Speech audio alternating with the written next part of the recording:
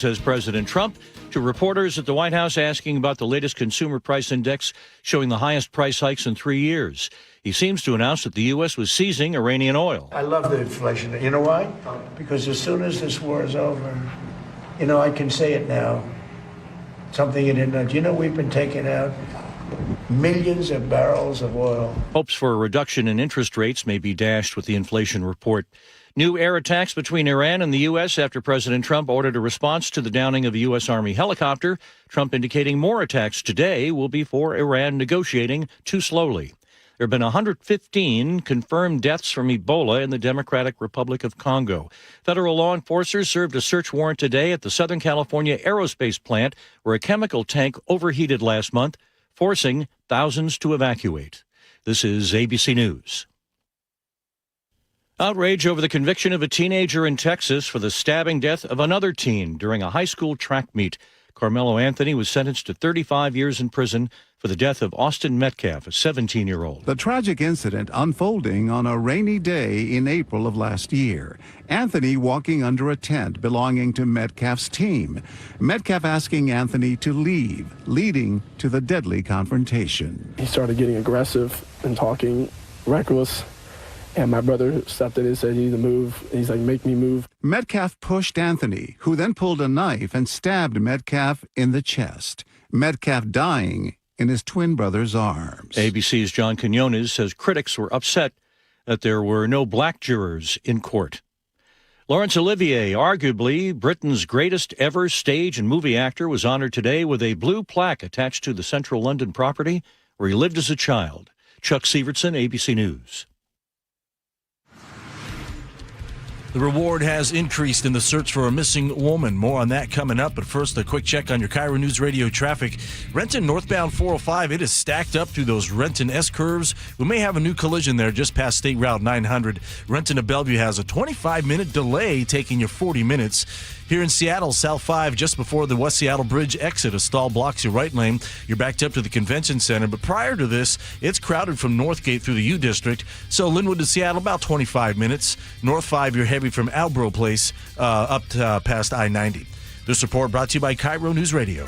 KIRO News Radio, 97.3 FM, Northwest News. Now, the latest from KIRO News Radio and mynorthwest.com. Good afternoon. I'm Nate Connors. The FBI says the reward leading to the recovery of a missing woman from Des Moines, Washington, has been increased to $20,000. 20-year-old Shelby Lynn Dwyer has not been heard from since March 29th of 2023. The FBI believes she traveled to Tijuana, Mexico, and is believed to have been last seen in Sinaloa, Mexico. Dwyer is white, 5'3", and approximately 100 pounds. She has brown eyes and hair and has 3 tattoos, a rose on her right hand, a design on her right middle finger, and the word blessed in cursive on her right forearm. We have pictures posted at mynorthwest.com.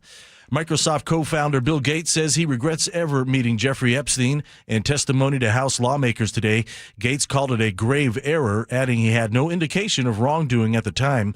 On his way in, Gates told reporters he was glad to be here voluntarily. I hope my testimony is helpful to the important work of the committee to find justice for the victims. Gates is among several powerful figures facing scrutiny over past ties to Epstein.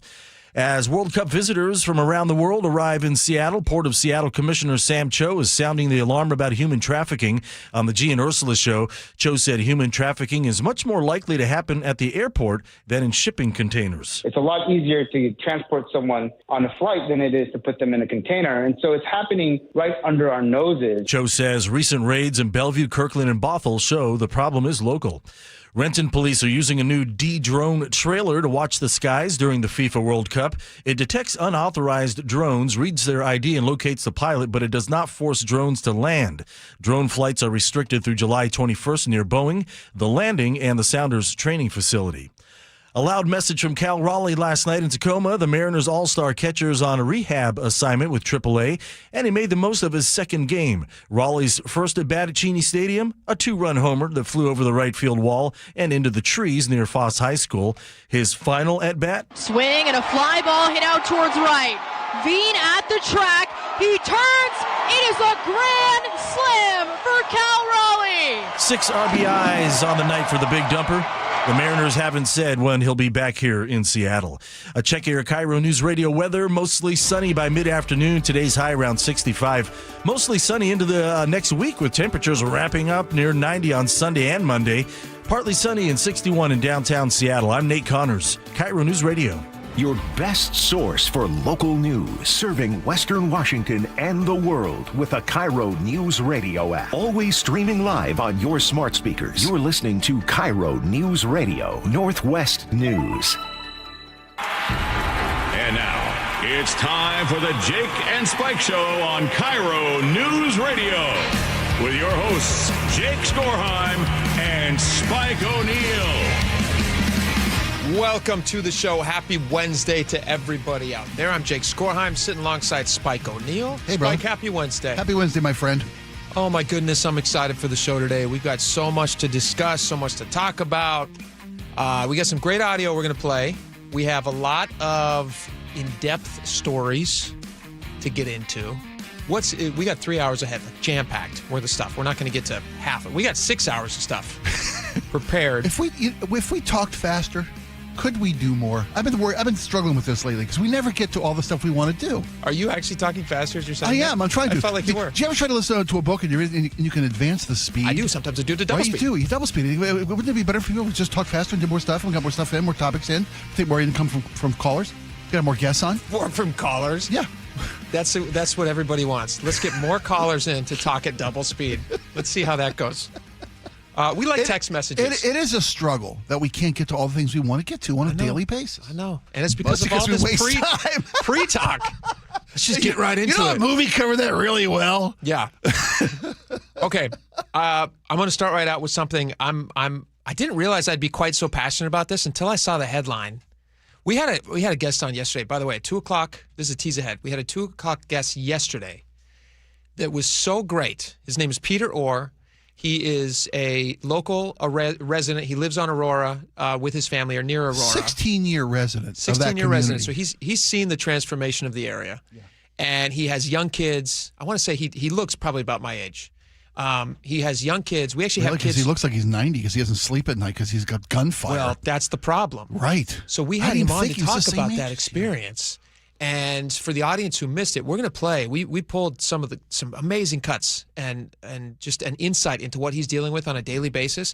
We're going to play those in about 20 minutes, and then you and I can kind of hash it out and get into the finer details of it. Yeah.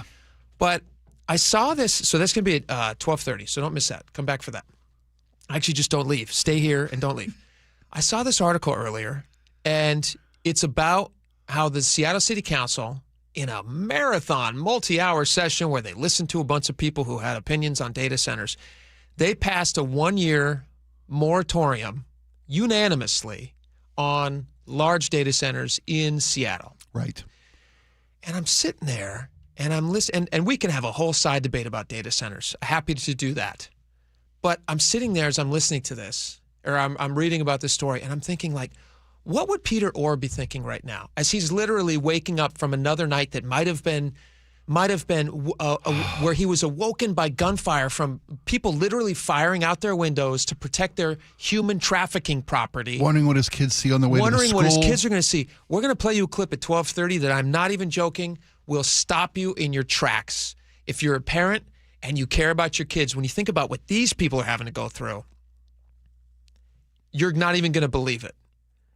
And I'm sitting there remembering our conversation with Peter yesterday, thinking, like, how is he taking this news today that the Seattle City Council, that he has been bugging for years, his neighborhood has been bugging for years to try to deal with this issue, have now spent a good solid afternoon listening to testimony and the outcry of people who want to make sure that there's no data centers in Seattle. And so that's what they're focusing on. They're focusing on 2 words, data centers. Should be pimp wars. That's what they should be focusing on. Well, that's a great point. I wrote an article. I'd like you to text pimp, which is just a great thing to text. This whole setup was just so I could have you text pimp.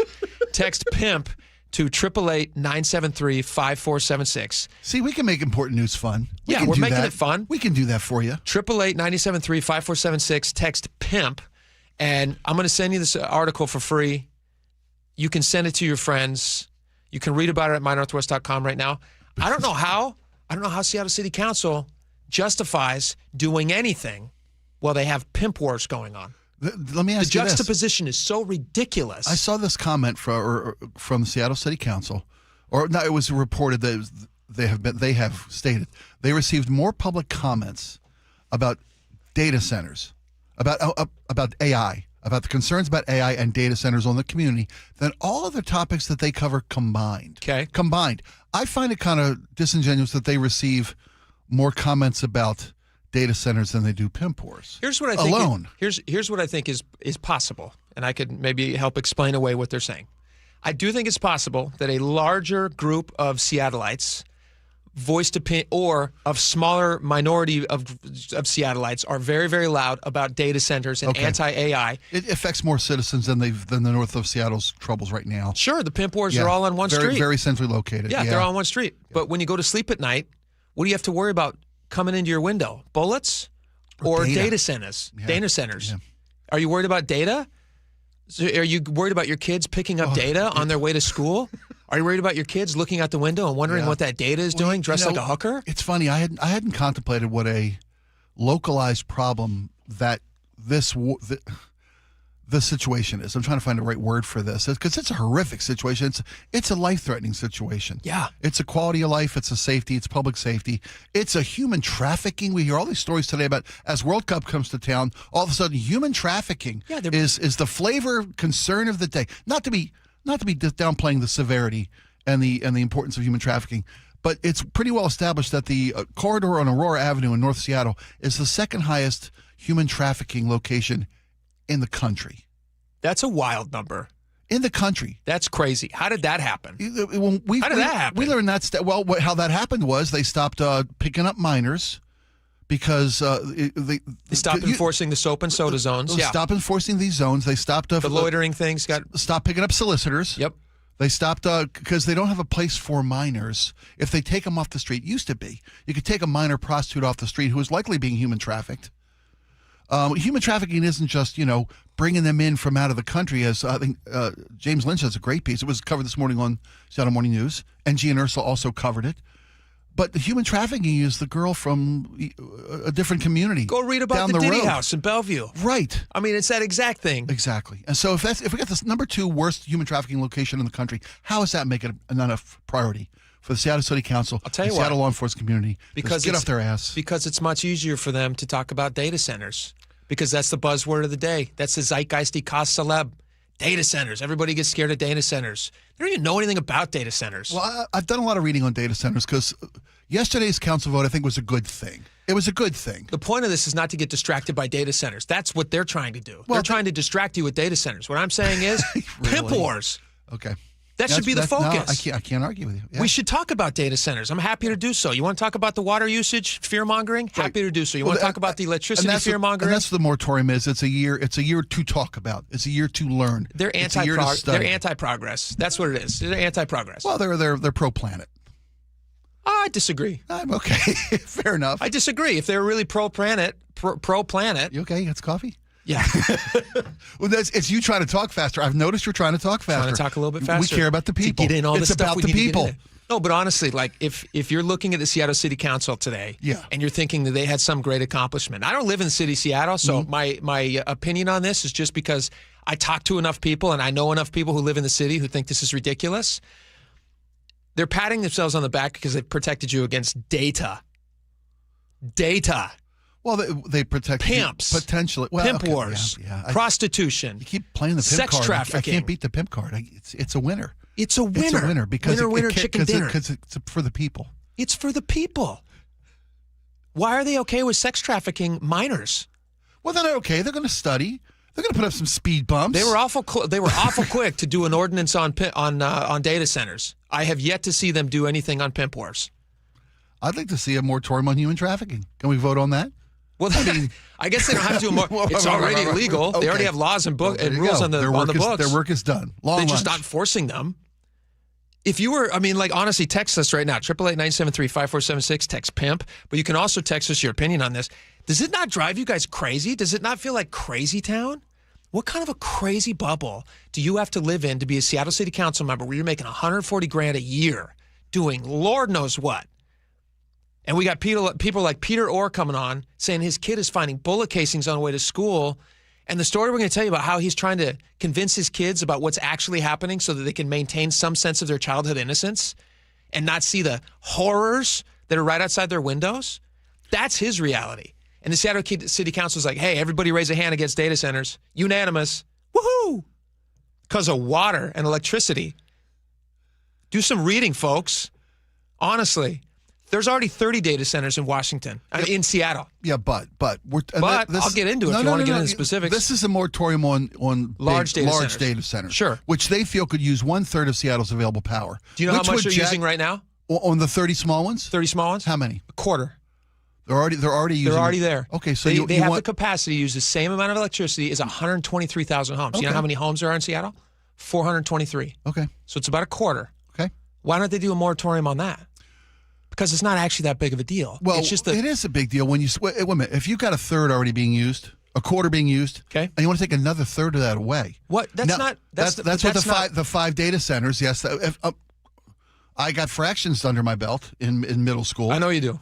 Okay, so you have power sourcing under your belt. Sure. Do you know where they're getting their power? Well, that's the questions they're asking. Are they drawing from the available power to the Seattle citizenry? Almost every story I read about new data centers going in, large-scale data centers, the ones that they're talking about, use independent power sourcing. Many of them do. Yes. As a requirement by communities to put those data centers in those places. That's what the Seattle City Council vote is trying to make sure that we do. Well, what they're saying is, and I guess we're getting into data centers now, but what they're saying is... Well, the pimp thing is easy.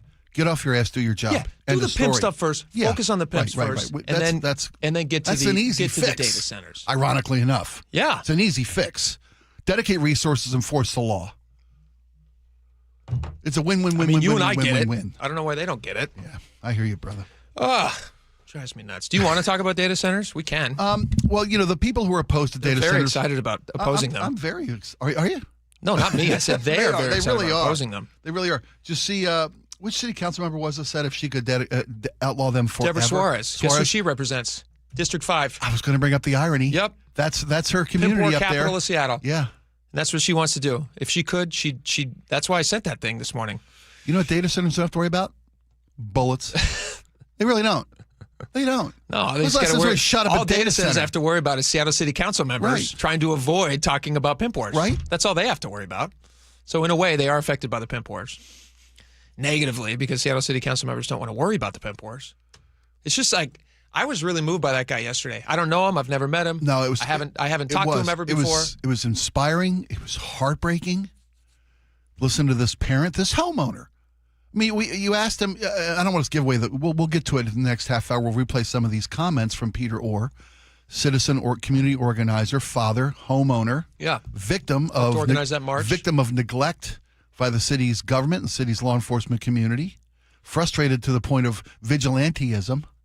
That was kiboshed pretty quickly by the city. That they responded to in record time. That got a response very quick. You put up a planter box in the middle of the street, try to stop somebody from driving through your neighborhood and firing bullets into your kid's window. Unacceptable, said Get rid of that planter box. Unacceptable. I mean, it's such a ridiculous juxtaposition.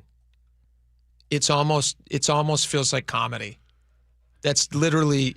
They're focusing on all the wrong things. Well, I think both of these issues deserve our attention and proper scrutiny. I'll give you that. But let me ask you on a hierarchy of things. Let's say you're Seattle City Council. You're looking at your agenda for the day. Yep. Let's say you're Deborah Suarez. You're going in there and you're talking to one of your assistants. All right, what's on the docket?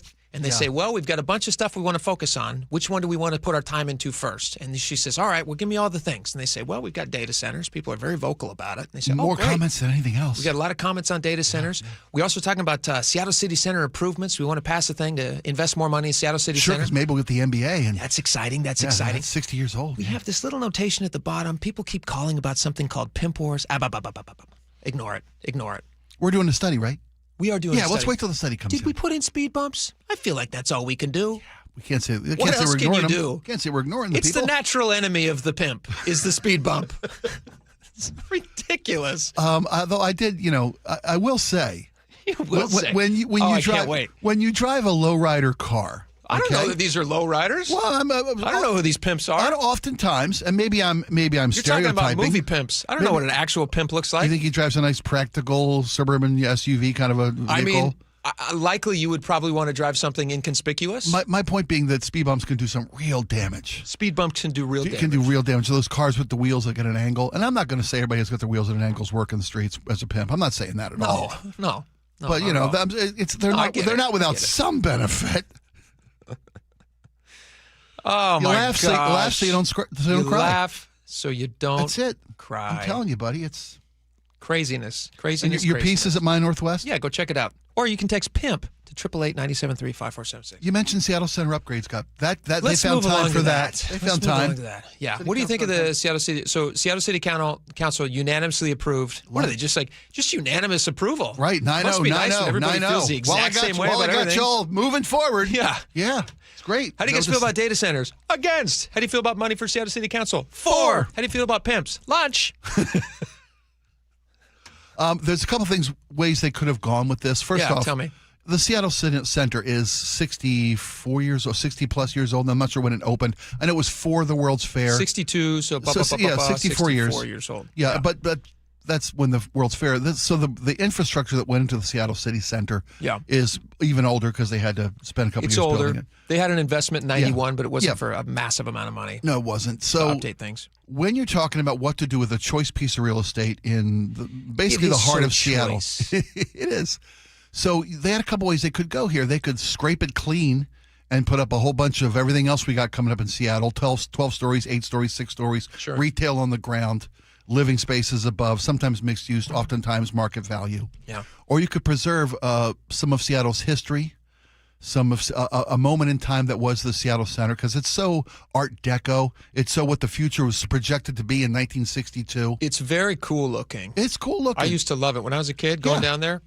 All those, what are those big looking arch things? They're arches, the arch designs of the Seattle Science Center. Yeah. Very neat. It's what the future Space Needle's projection was supposed to be. And all the buildings, you notice the buildings that are era, what's the word I'm looking for? Anyway. Yeah. Of that ilk, they're off the flat look. I mean, you ever see the Jetsons? Yeah. They literally used that cartoon and the Seattle Center, same design. Yeah, team. It looks like they really did. What the future space would age. look It was like. space age. It was the Space Needle. Fortunately, the future has fallen into disrepair. Yeah, and nobody goes there. Well, I guess some people go there, but not enough. We're hopefully, knock wood, going to bring in the NBA. You can still use. You got the Kraken down there. You got the Kraken. It's a great centralized location. They're redoing Memorial Stadium. There's a lot of amenities there. It's still a cultural hub of a lot of city events, big city events. What do you think about the price tag? So they want to spend like around $1.5 billion on this thing? What do you think of that? The way they spend money, that's a bargain. Here's the fact that it's going to be a long time being done. Can we bring it in at that number? I'm good at that number. Of course not. Of course not. Yeah. When's the last time in the last 30 years they've brought anything in on budget or on time? Yeah. I did crunch some numbers on this just for comparison. You guys can draw your own conclusions. When they built the original Seattle Center in 1962, and what they got for this number, I'm going to tell you all this stuff, and then we'll tell you how much it cost. They got the Space Needle, total development and construction. They got the monorail. They got the U.S. Science Pavilion, which is, I think, where those things were that we were just talking about. Yeah, the Science Center. Science Center.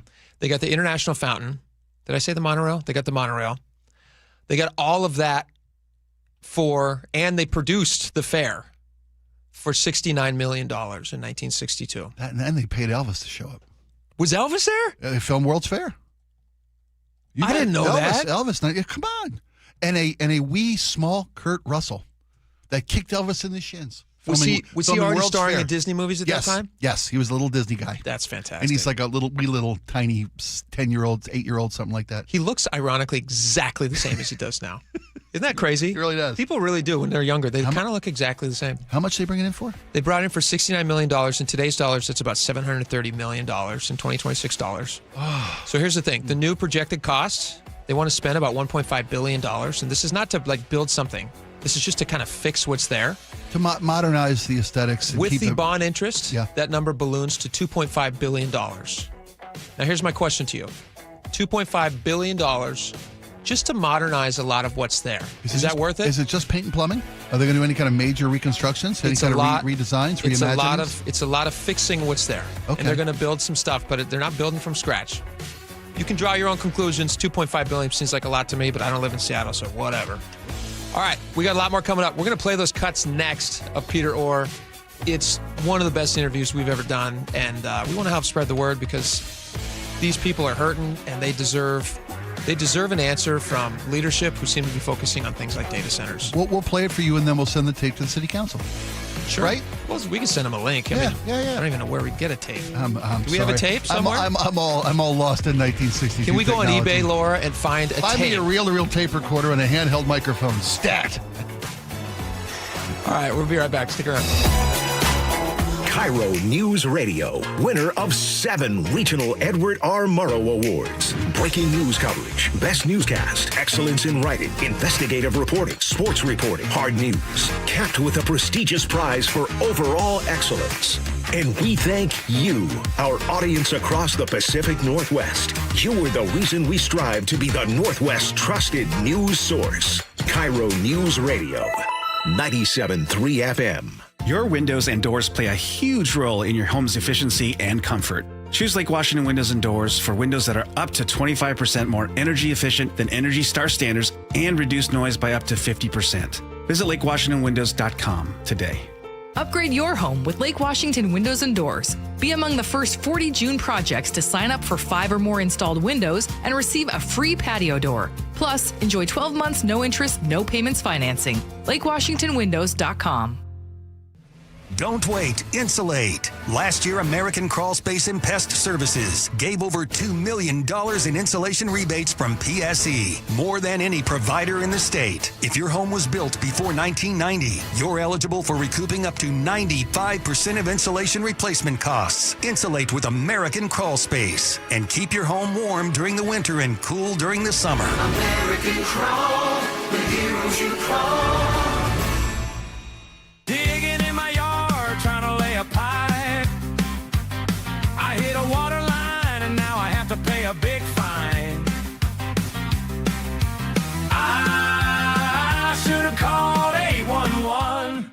What if you could have the most reliable fiber-powered Wi-Fi? And get this, what if you could keep it at the same price for 5 years? During the Xfinity Summer Savings Event, now through June 15th, new customers can get our best price on gig Wi-Fi, just $50 a month for 5 years. And get online in minutes with same-day Wi-Fi. It's Wi-Fi that finds and fixes problems before you even notice them, like super intelligent Wi-Fi with a sixth sense. Plus, add 1 line of Xfinity Mobile Select and you can save an average of $60 a month over Verizon and AT&T. You can even try it free for a year. Lock in your price and unlock the possibilities during the Xfinity Summer Savings Event. Get it now at Xfinity.com. Xfinity. Imagine that.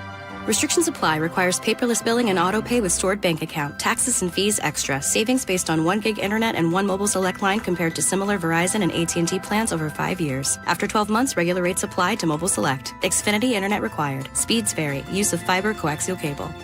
Dr. Mark Wagner has performed over 20,000 stem cell procedures, including mine, at Seattle Sports Regenerative Medicine. And we've interviewed over 100 of Dr. Wagner's patients, and we hear the same things. It changed my life. I'm back to doing the activities I love without pain. It really works. It's remarkable. We love helping people get back to living life to the fullest and doing the things they enjoy most. They also must really enjoy not having the pain and recovery time with surgery. Stem cell therapy is a 60-minute, non-surgical, minimally invasive procedure to eliminate pain, regenerate cartilage, treat tendon and ligament tears, osteoarthritis, and chronic tendonitis. And you only use the patient's own stem cells. That's right, their body's own stem cells. So whether it's a hip like me, an elbow, shoulder, or knee. Don't forget ankles, wrists, and thumbs. Yep, those patients too. Before choosing surgery, see Dr. Mark Wagner, MD first. Learn more at drmarkwagnermd.com. Eric Johnson here. I spent the past 30 years working to help make our community better informed, better protected when it comes to consumer issues, and better equipped to take on whatever life throws at us. That's why I love the free Washington Accident book series from Davis Law Group.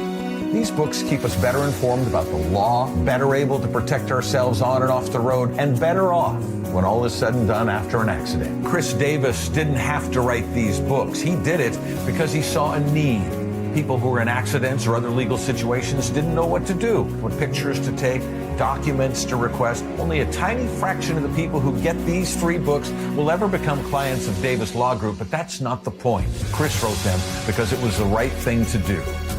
The free Washington Accident book series is a must-have for drivers who want to be prepared for whatever the road might throw at them. Get yours at WashingtonAccidentBooks.com. Jazz Alley invites you to experience powerhouse vocalist and songwriter Judith Hill, blending soul, funk, R&B, and jazz into one unforgettable performance. Shows run June 11th through the 14th. Tickets at jazzalley.com. Spring is a season homeowners start improving their homes. Hi, Justin Shirley, CEO of State Roofing and Exteriors. If your home needs roofing, siding, new windows, gutters, or decking, our team can take care of it all. For a limited time, save up to $3,000 on a new roof, siding, deck, or windows project. Planning multiple upgrades? Combine your projects and save even more. Or with 0 down, 0 payments, and 0 interest up to 24 months. You can start your project now and pay later. Call 866-ROOF-ROOF or visit stateroofing.com. Guys, it's Men's Health Month at Revive Seattle. Get a free comprehensive wellness panel. It checks your testosterone, blood sugar, heart health, and more. Valued at $400. Offer ends June 30th. Call 206-529-1111 or visit ReviveMen'sHealth.com. KIRO News Radio 97.3 FM Northwest News. Now, the latest from KIRO News Radio and MyNorthwest.com. Good afternoon, I'm Nate Connors. As Seattle gets ready to welcome hundreds of thousands of World Cup visitors, Harborview Medical Center is ramping up preparations for potential disease outbreaks. Dr. John Lynch says officials are closely monitoring disease activity around the world. We are looking at the countries of the teams that will be participating in FIFA at that time, and we'll be keeping a close eye on what's the epidemiology, what's the infectious disease activity in those spaces, because those are the fans that are going to be coming here. His advice, make sure vaccinations are up to date and consider wearing an N95 mask in crowded settings during the tournament. More city leaders want to close down troubled side streets along the Aurora Avenue corridor, but a former city council member says that's not enough. KIRO News Radio's John Repp has the story. Former Seattle City Council member Kathy Moore tells the John Curley Show that a lot of things need to happen quickly, including police engagement. She says Johns can be arrested for loitering, a useful way to actively disrupt the sex trafficking trade. If you're up there and the police are bugging you, harassing you, questioning you, talking to the women, you're not going to want to continue to come up there. For now, crime continues along the corridor with 8 shootings reported there last month alone. John Repp, KIRO News Radio. New details are emerging in a Bellevue sex trafficking investigation tied to what's been described as an OnlyFans house. KIRO 7 TV's Jack Bilyeu reports the ring operated out of several other properties as well. 3 of the properties are in Bellevue, the mansion, which investigators raided last week. Before that, they say the operation was based out of the penthouse and the lake house. Investigators say Nikita Tukalo was evicted from the Bellevue Lake House located in the Newport Shores subdivision after about a month. Neighbors there say they'd heard about the case but had no idea it had any connection to their neighborhood. I really didn't realize it was just down the street from me, so that's a little disconcerting. Tukalo, he's the only arrest in the case, but court records allege at least 2 other men were involved. The Seattle City Council has unanimously approved a 1-year moratorium on AI data centers. Stop the data centers! Stop the data centers! Before yesterday's vote, the council heard about 2 hours of public testimony, all of it in favor of the moratorium. The data centers will only benefit the billionaire class and the Epstein class. Prior to Tuesday's vote, a company called Digital Realty had announced plans for a 6-story data center in Belltown. And on Wall Street, stocks are taking a pounding as investigators fret over inflation, Iran, and AI concerns. The Dow down 873 points, S&P 500 down 109, and the NASDAQ down 473. And now check out your KIRO News Radio traffic. Renton to Bellevue on 405 has a half-hour delay, taking 45 minutes due to a stalled vehicle near Sunset Boulevard that was just cleared about 10 minutes ago. Right now, it's bumper to bumper starting near the West Valley Highway. North 405 through Bellevue is packed from I-90 to Southeast 8th, where we just cleared an earlier collision. North 5 through Seattle, heavy from the north end of Boeing Field to I-90, and South 5 crowded from Lake City Way to the Convention Center. Now check out your KIRO News Radio weather. Looking good the next handful of days. Mostly sunny by mid-afternoon today with a high near 65. 72 Thursday, 75 Friday, 80 Saturday, and near record highs near 90 on Sunday. Partly sunny and 60 in downtown Seattle. I'm Nate Connors, KIRO News Radio. Your best source for local news. You're listening to KIRO News Radio, Northwest News.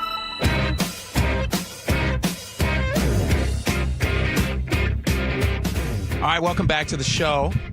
We did an interview yesterday with this guy named Peter Orr. Peter Orr was one of the organizers for the March for Peace, which was a bunch of people who live in Aurora who are sick of having to, be in fear of their lives and bullets flying through their windows and all the prostitution, human trafficking, the pimp wars, all that stuff. And it was the March for Peace was a rallying point for the neighborhood and a call to city representatives of all stripe to come up and listen to their concerns, grievances, demands. They put together a list of demands from the city, which were common sense. Totally reasonable. I read them. Seems very reasonable as far as the list of demands goes. So we reached out to Peter. He came on the show with us yesterday at 2:00, and it was so insightful and really, I think, helped personalize. I mean, when you say the words pimp wars, it sounds ridiculous, and not everybody lives in that type of an area. And Peter didn't used to live in that type of an area. He woke up one day and that was his reality. So we thought, let's get this guy on the show. Let's humanize what they're actually going through. And I was shocked by the details that he was giving us of what his daily life was like. Absolutely. I mean, we assume that the problems that this community faces, particularly the North Seattle community corridor of Aurora, that this has been a long-term, ongoing, and it has been going on for far too long. Yeah, I'm trying to remember. But 2 years ago was when the community asked the city. It was this bad 2 years ago. Yeah, I guess I've driven through that community. I've never had to live or work or even shop, basically. That area in that part of town, like my point being, I'm able to just drive through. Yeah, well, and notice, but not worry about. You're not stopping, are you? I'm not. I'm just joking. Although I could. Funny enough, I could now. Yeah, and they wouldn't stop you, right? If you were a John. I'm not suggesting you're a John. That was the joke we were making. That area. I used to go to the Home Depot up there all the time. There was just across from the cemetery. From the cemetery, there was a taco truck that I used to go to all the time up there. It was like 5 minutes. I lived in Green Lake at the time. Yeah. And it was a real quick jaunt. That's where I could get stuff. And even back then, it was pretty bad. You could see prostitutes all the time. My wife and I would play a fun game. We'd drive around. I'd play the game. She didn't think it was very funny, but I'd go, "Hey, look at that. That's a prostitute. Working girl." Yeah, and I'd point them out. My wife would not be impressed, and she'd be like, "That's not a fun game." You got to play with the kids. Well, we didn't have kids at the time. Get the kids involved. Yeah, get the kids involved. Look where that. Look, what's that, kid? Bingo. So we would, put your eyes down, kids. So that's been going on there for a long time. But then they shut down those seedy motels. Well, because of this sex trade. Because of the sex trade. Yes. But they didn't stop the sex trade. No. They stopped where they were doing it. And so then they've had to move to other locations, which means these neighborhoods now are basically ground zero for this activity. And the city's not doing anything about it. So we talked to Peter Orr. Listen to this. He talked about what his 11-year-old found the other day on the way to school. I don't know exactly where you live, but did you pick up a bullet casing on your way to the school bus this morning? That's what I was going to ask you. No, I did not. And my 11-year-old found one. Your 11-year-old found one? Yeah. His 11-year-old found a bullet casing. I asked him, I said, what is it, what are you telling the kids? How do you explain that? Right. Like, if you were in that situation, how would you even begin to explain that? If leaving was not an option and you had to somehow, have you ever seen that movie, Life is Beautiful? Do you remember that one? Roberto Benigni, I think, was the director at the time. No, I don't know that I have. I think he was a star. Can you look that up, Laura? Life is Beautiful. Who starred in that? I can look it up real fast. Anyway, the story. It was an Oscar-winning movie back in 20 years ago. Okay. And the story is that he is sent off to a concentration camp, and his kid is as well. And he hides his kid from the Nazis. And he doesn't want his kid to see all of the horrors that are happening in one of these camps. Yeah. And so he convinces his kid that that's not what's happening. And he convinces his kid, to great effort and effect, that they're actually playing a game. And so it's this beautiful depiction of one parent struggling to keep the horrors of society that sometimes happen and protect this kid's innocence, which he, I don't want to spoil it for you, but it's a very good movie. You should watch it. 1997. 1997. There you go. Is it Roberto Benigni? Did I have that right? Okay. So the entire time he's like, "Hey, see those guys are over there?" And he's like, we know that it's Nazis. He's weaving a fantasy world for his child to live in to escape the realities of the situation. To escape the realities that they can't escape themselves. And this isn't. And now we're living it on the streets of Seattle. And now we're back to Seattle. And so this is what this parent is having to do. Listen to this. This is Peter Orr with us yesterday. We've mostly been telling the... I asked him, I said, what do you tell them about if you see pictures of these girls who are in sex trafficking or prostituting themselves or whatever their situation is. It's the kind of stuff you'd expect in a red light district of Amsterdam. 100%. Almost nothing on. Right. And walking around in broad daylight. Very obvious. Younger kids, there must be a pool around somewhere. Everyone's in their swimsuit. That's what you try to do. I did find there is actually a pool nearby, so I wasn't completely lying. I love you, buddy. But now, 11 and 9, they're starting to get educated toward the end of elementary school about like reproduction and that sort of a thing. And so we're like, okay, gloves off, guys. Here's what's going on, and we can be part of trying to make the solution happen. This isn't right. It's in our own backyard here, and be the change you want to see, right? We're talking about public safety. We're talking about crime. We're also talking about, decreased property values, the loss of innocence for this community, for these kids. They want to live in a nice neighborhood. Peter's been a resident for 16 years. Mm-hmm. You mentioned that he didn't always live in an environment like this. It's been this slow creep. This happened around of lack of civic responsibility by the city. Yeah. I was listening yesterday afternoon. John was off, and Tim Gatos and Greg filled in. And Tim had on Kathy Moore, former city council member for the 5th, and said the same things we've been saying.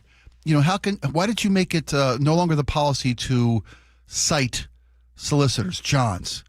The city stopped doing that. That was a decision. There's a direct correlation between when they stopped making trolling for hookers illegal, and the increase of this community's brazen willingness and ability to have these crimes in broad daylight because nobody can or cares to do anything about. Yeah.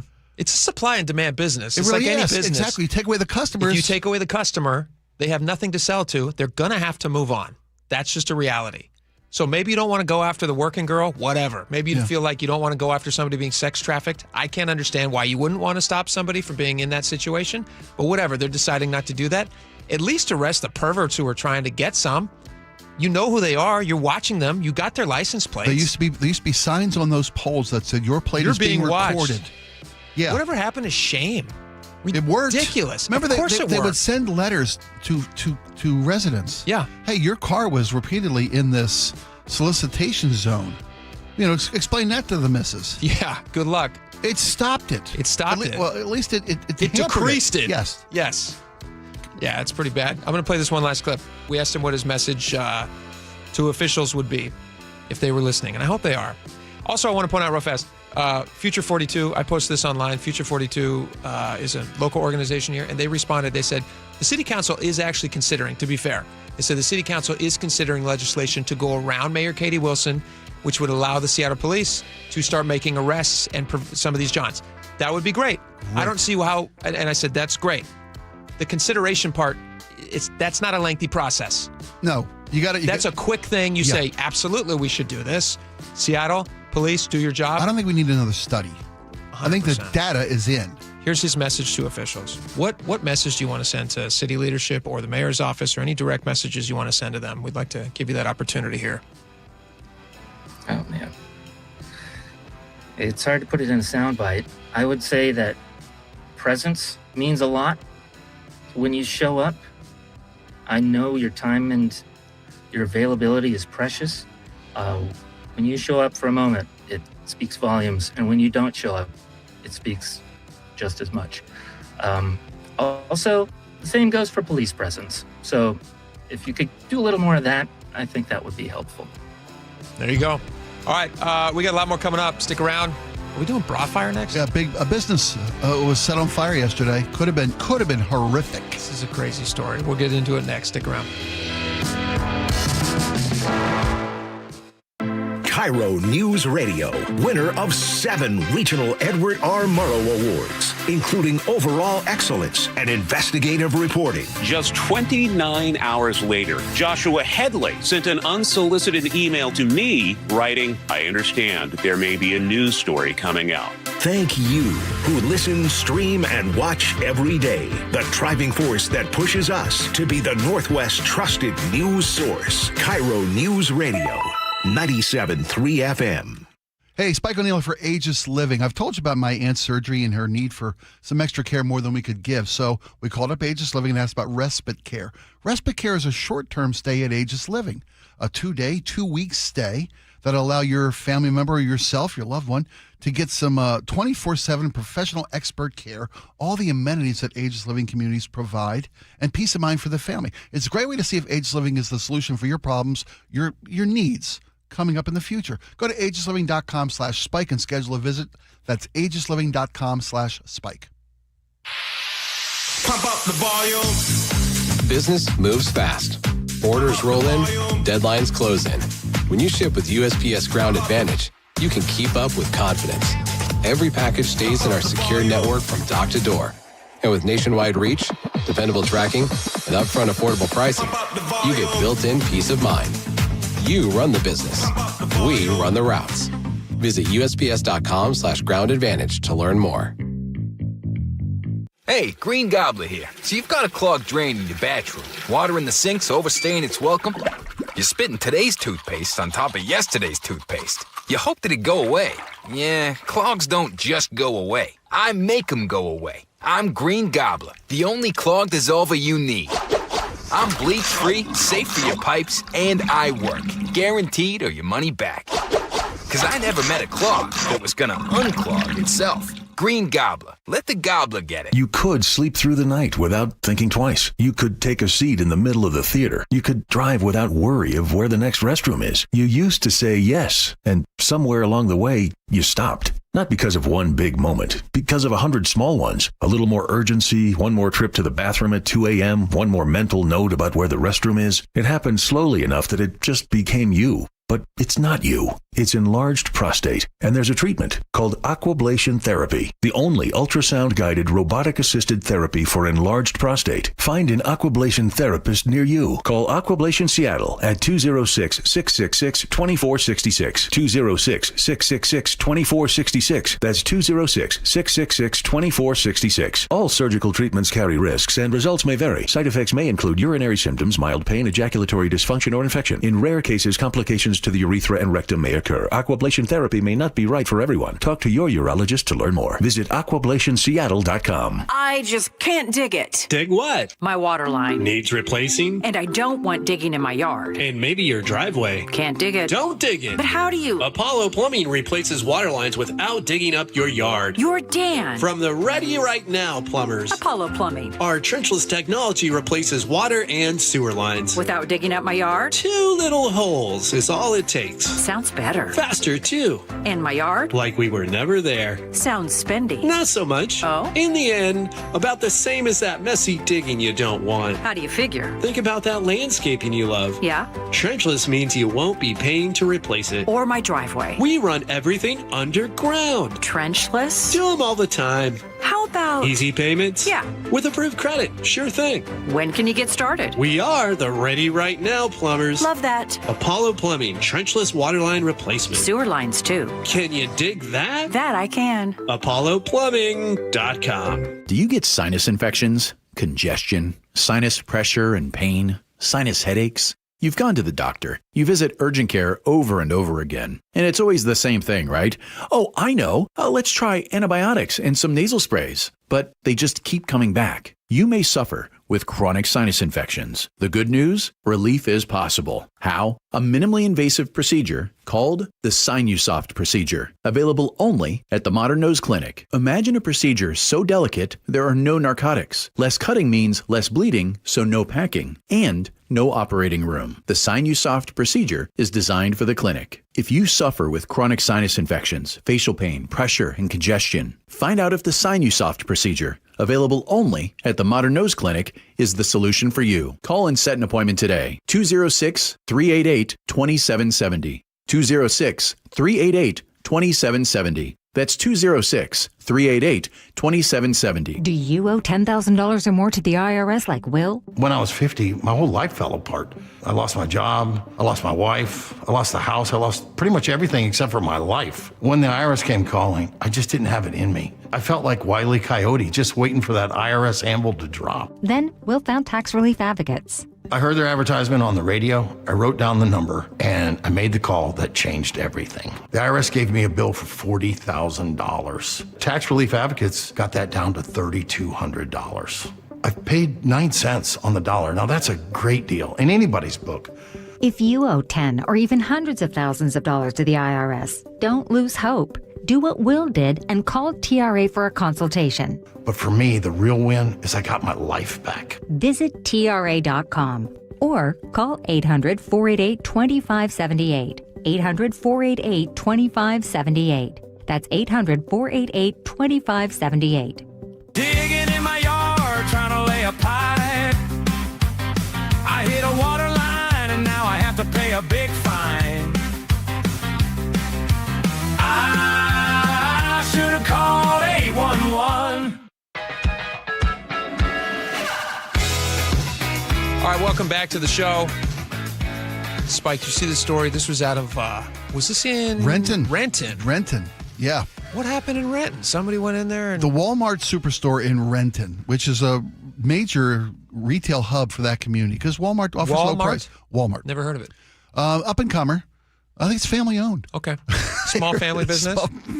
Yeah. Anyway, it's a really important part of that community. I say that because they don't know how long the store is going to be closed, because yesterday someone came into the Walmart store, was dropped off out front of the store. Clear video footage of the car dropping off this young man. Yeah. They estimate he's a teenager, 14 to 16, hard to tell. There's a description and a photo of this guy we can share with people. Came into the store, walked directly to the women's lingerie section, can be seen on video, squatting down and starting a fire. What the heck? In the bra section of Walmart. Why does he hate these bras? It's like that. He hates these cans. Stay away from the bras. Stay away from the bras.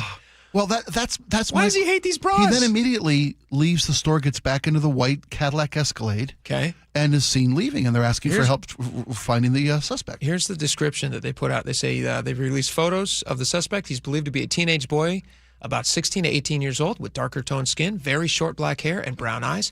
He's pictured wearing a gray T-shirt that says Wildcat and black sweatpants with an Army logo. And he has a violent hatred of bras, apparently. Why would you light a bunch of bras on fire? You know, and luckily, because I said this. At an age, 16, 18, you were very curious about bras. I can see why he's in the section. I was not. Wasn't a friction fire. I want to make all these jokes, but I can't. Okay? I want to make all these jokes, but I can't. Don't get me wrong. When I was a young man. Sure. And I was a little younger than 16 to 18. You've probably. He's late to the game. He's a little late to the game, which may explain some things. But I remember walking by, when I was a kid, you just would walk by quickly, and you'd peek over your shoulder, and you might see something in the bra section. You go like, "There's a natural curiosity. I like the look of that." Yeah, that's how you see the model pictures or whatever. You go, "That's not a horrible thing to look at." Of course. And then you go and catch up with your parents who are shopping for whatever. I'm going to go see the video games. You're wandering through the lingerie section. Yeah, it's always the video games via the. I mean, there's a video. There's a story at My Northwest. You can see this. You can get a look at this guy in case you know. There's a video of the fire. There's video of the fire. This could have been horrific. Do we have audio of this? We don't have any audio of this. This could have been this kind of fire and this kind. That stuff's flammable, and you're in a store, a busy, crowded store. Bras are flammable? Yeah. They should make those non-flammable. You would think, but point being, this could have been gone real wrong real quick. We're very, very lucky that there was no injuries involved. They don't know how long the store is going to be closed as they do repairs and restorations from the damage of the fire and the smoke. And the investigation. Yeah, the arson investigation. So you think this was supposed to be a distraction for some kind of robbery? Oh, I didn't think about that. I just assumed he hate undergarments. You thought his natural hate of lingerie was... I'm thinking, why does somebody come in and start a fire in the middle of a store and then leave? No idea. If they're not trying to, make a distraction, That's a great idea. A grab and run. What was happening? So you and I often solve crimes. Yeah. People who don't listen to the show often may not know this, but occasionally we will solve crimes. I think that's a really good instinct. You're looking at this and you're saying, listen, this is a big moment that he has created. Yes. A lot of attention being drawn there. Every bit of attention. That's a big store. What's happening in other parts of the store? They need to do an inventory check right now. What else are they missing? That's why it's closed. What kind of smash and grab? What kind of just grab and run? as people are fleeing the store, running out of the store is not usually what you see at a retail outlet. Yeah. Unless there's a fire. You're right. Then running out the store, and they're ushering people out the store. I grab a couple things with you on the way out? You betcha. Very interesting. It's also possible he just hates bras. Possible. Can't rule anything out. That's how you solve crimes. You don't without any possibility. He looks at lingerie and he just goes, ugh, I want to light this on fire. It's literally the exact opposite reaction. He had a bad hook experience, and he just can't get past it. Hey, can we move on to a happy subject hook next? Experience? This is frustrating. I'm going to light this thing on fire. Yeah, go quick. We got 5 seconds. Guess what city has the number one ridership for transit in America? We'll tell you next. Stick around. KIRO Newsradio, winner of 7 regional Edward R. Murrow Awards. Breaking news coverage, best newscast, excellence in writing, investigative reporting, sports reporting, hard news. Capped with a prestigious prize for overall excellence. And we thank you, our audience across the Pacific Northwest. You are the reason we strive to be the Northwest's trusted news source. KIRO Newsradio, 97.3 FM. If you have unfiled taxes or are in debt to the IRS, this is important news. Did you know the IRS has programs specifically designed to help people struggling with tax debt? Powerful tax assistance programs that can save you thousands if you qualify. No one knows these programs better than the experts at Optima Tax Relief, America's most trusted tax resolution firm, A-rated by the Better Business Bureau. Their award-winning tax attorneys and licensed professionals have resolved over $3 billion of tax debt for their clients. One call to Optima can start the process, helping to put an end to your worries about wage garnishment, asset seizure, and other aggressive IRS actions. Find the best options to solve your tax problems. Call the experts at Optima Tax Relief today for a free consultation. Call 800-343-6460. 800-343-6460. 800-343-6460. Optima Tax Relief. Some restrictions apply. For complete details, please visit OptimaTaxRelief.com. I was walking my dog. I fell and ended up with 3 tears in my meniscus. I was sent to a surgeon, and they said the only way to get this fixed is to have surgery. That just wasn't an option. I didn't want to jump into surgery without trying anything else. I'm Dr. Mark Shelley, a chiropractic neurologist at Sound Pain Solutions. We offer Jamie an alternative to the downtime and potential risks associated with invasive knee surgery. At Sound Pain Solutions, we help patients like Jamie avoid the side effects of painkillers, cortisone injections, and pain following surgery. Our comprehensive approach includes treatments like pressure wave, PRP, and advanced laser. These treatments reduce pain and restore mobility naturally. Now Jamie is able to do everything she enjoys without pain. I'm grateful for being able to wake up every day and not be in pain. To be able to go about my day has been amazing. Schedule a free consultation to learn if you qualify for our non-surgical and drug-free joint treatments at soundpainsolutions.com. Do you notice sounds coming from your crawl space or attic, or possibly stale or foul odors in your home? This could be that rodents have gotten into your attic and crawl and have made it their home. They tear up the insulation to make nests to have babies. They contaminate it with their biological waste, which can be harmful to your health. And they ruin your home's energy blanket, costing you thousands of dollars a year. If you even think you may have a problem, call Insulation Northwest today, and we will come to your home as soon as tomorrow and perform a free, no-obligation inspection to determine what the problem is. This inspection normally costs $199, but it's yours free just for calling today. If we discover any problem with rodents in your home, we can get them out and keep them out and restore your home's protective insulation blanket back to brand new condition. Let Insulation Northwest give peace and comfort back to you and your family and save you thousands of dollars in energy savings. Call Insulation Northwest today, the real insulation company. InsulationNorthwest.com. The Mariners' 50th season is underway, and it's not too late to come on board as a season ticket member. Lock in your Mariners Flex plan and choose your games, seats, and number of tickets as you go all year long. 6 seats in the bleachers one night and 2 right behind the Mariners dugout the next. It's all up to you. Plus, you still get all the perks of being a member, like guaranteed postseason access and discounts of 10% or more on tickets with no fees. Join the team today at mariners.com/flex. At Uline, they know going the extra mile takes hard work. For companies pushing to go further, Uline will go the distance with you. 24/7, they answer the phone to get you the shipping and industrial supplies you need. Business can move fast, unexpected large orders, adverse weather, new safety guidelines, and changing economic trends, Uline works hard keeping 41,000 items ready to ship, minimizing detours on your way to the extra mile. Visit uline.com. For the ones who get it done, Grainger offers the professional-grade products you need, delivered when and where you need them. Call, click Grainger.com, or just stop by. Your best source for local news. KIRO News Radio, KIRO FM, and HD1, Tacoma, Seattle, Northwest News. ABC News, I'm Chuck Sievertson. The campaign against Iran is far from over, says Israel's defense minister. Because of new U.S.-Iran attacks, oil prices have been going up, and Wall Street stock indexes have sharply fallen. President Trump announcing on social media what he calls a secret mission last month, claiming tankers with hundreds of millions of barrels of oil successfully traveled through the Strait of Hormuz. This comes after reporters at the White House asked about the latest report showing the highest inflation in 3 years. I love the inflation. You know why? Because as soon as this war is over, I can say it now. Something you didn't know. Do you know we've been taking out millions of barrels of oil? So far, there's no confirmation of this secret oil transport operation. A 30-year-old man from Sudan appeared in a Belfast court today, charged with attempted murder over a stabbing attack that triggered anti-immigrant violence in Northern Ireland. This is ABC News.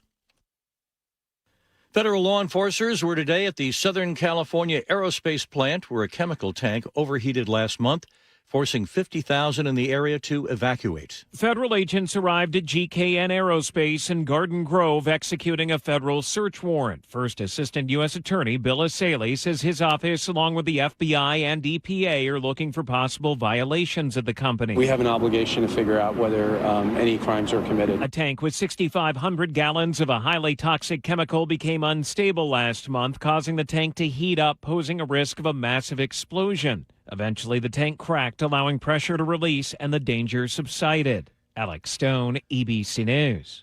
There have been 115 confirmed cases from Ebola in the Democratic Republic of Congo. Scientists have unearthed communities of marine life, including jellyfish, tube worms, and brittle stars thriving in a millions-year-old whale graveyard. Chuck Sievertson, ABC News. A 13-year-old boy charged with manslaughter. Details coming up. But first, a check on your traffic brought to you by Lake Washington Windows and Doors. 405 has been struggling between Bellevue and Renton for the past hour due to a series of earlier blocking issues, all of which are now cleared. South 405 remains crowded from I-90 down to Northeast 44th near the VMAC. And northbound 405 scattered backup starting actually in South Center all the way up past I-90. It's going to get thick near the VMAC. South Center to Bellevue is taking you a half hour. North 5 in Seattle, we're heavy from the north end of Boeing Field past I-90 and just past the Michigan curve. We've got a crash on the left shoulder, and South 5 is crowded from 85th to the Convention Center. Right now, Lake Washington Windows and Doors has given the first 40 June sign-ups with 5 or more windows a free patio door plus 12 months free financing. Visit lakewashingtonwindows.com. KIRO News Radio, 97.3 FM, Northwest News. Now, the latest from KIRO News Radio and mynorthwest.com. Good afternoon, I'm Nate Connors. King County prosecutors have charged a 13-year-old boy with first-degree manslaughter and unlawful possession of a firearm in the death of his 17-year-old cousin in Seattle. KIRO News Radio's James Lynch has details. Court documents say the victim was found with a gunshot wound to the head in a South Seattle apartment May 29th. Investigators recovered a .45 caliber handgun and a shell casing nearby. The death was initially thought to be a suicide, but according to court documents, the boy admitted to his mother that the gun went off while he was holding it and struck his cousin. Here's Casey McNerney with the King County Prosecutor's Office. These cases are hard, most of all on the families involved, but also for the police investigators and the prosecutors who handle the case. The boy is expected back in court Wednesday afternoon to enter a plea. James Lynch, KIRO News Radio. Today is the deadline to apply for FEMA assistance if you were impacted by December storms and flooding. KIRO 7 TV's Brooke Griffin reports. FEMA wants everybody to apply for that funding, whether you had 6 feet of water or 6 inches. Now, so far, FEMA has approved $8.76 million in assistance for 925 applicants across 10 counties and several tribal reservations. Now, officials say the money helps pay for temporary housing, displacement, home repair costs, personal property loss, and other disaster-caused expenses. Seahawks wide receiver Jackson Jackson Smith-Njigba is being recognized as one of the most influential figures in sports. Time magazine included Smith-Njigba on its 2026 Time 100 sports list, highlighting athletes and leaders making a significant impact on and off the field. JSN has become one of the NFL's top playmakers and helped lead Seattle to a championship season. The Seahawks praised the honor, saying the recognition matches the resume. Sound Transit's deputy CEO is about to step down. According to the Seattle Times, Terry Mestis, who has been with the agency for 2 years, will leave on July 3rd. She's been working on so-called mega projects, including future SoDo and Seattle Center stations. Sound Transit hired her away from Los Angeles World Airports. She's been making $600,000 a year. Now she's reportedly heading back to Southern California.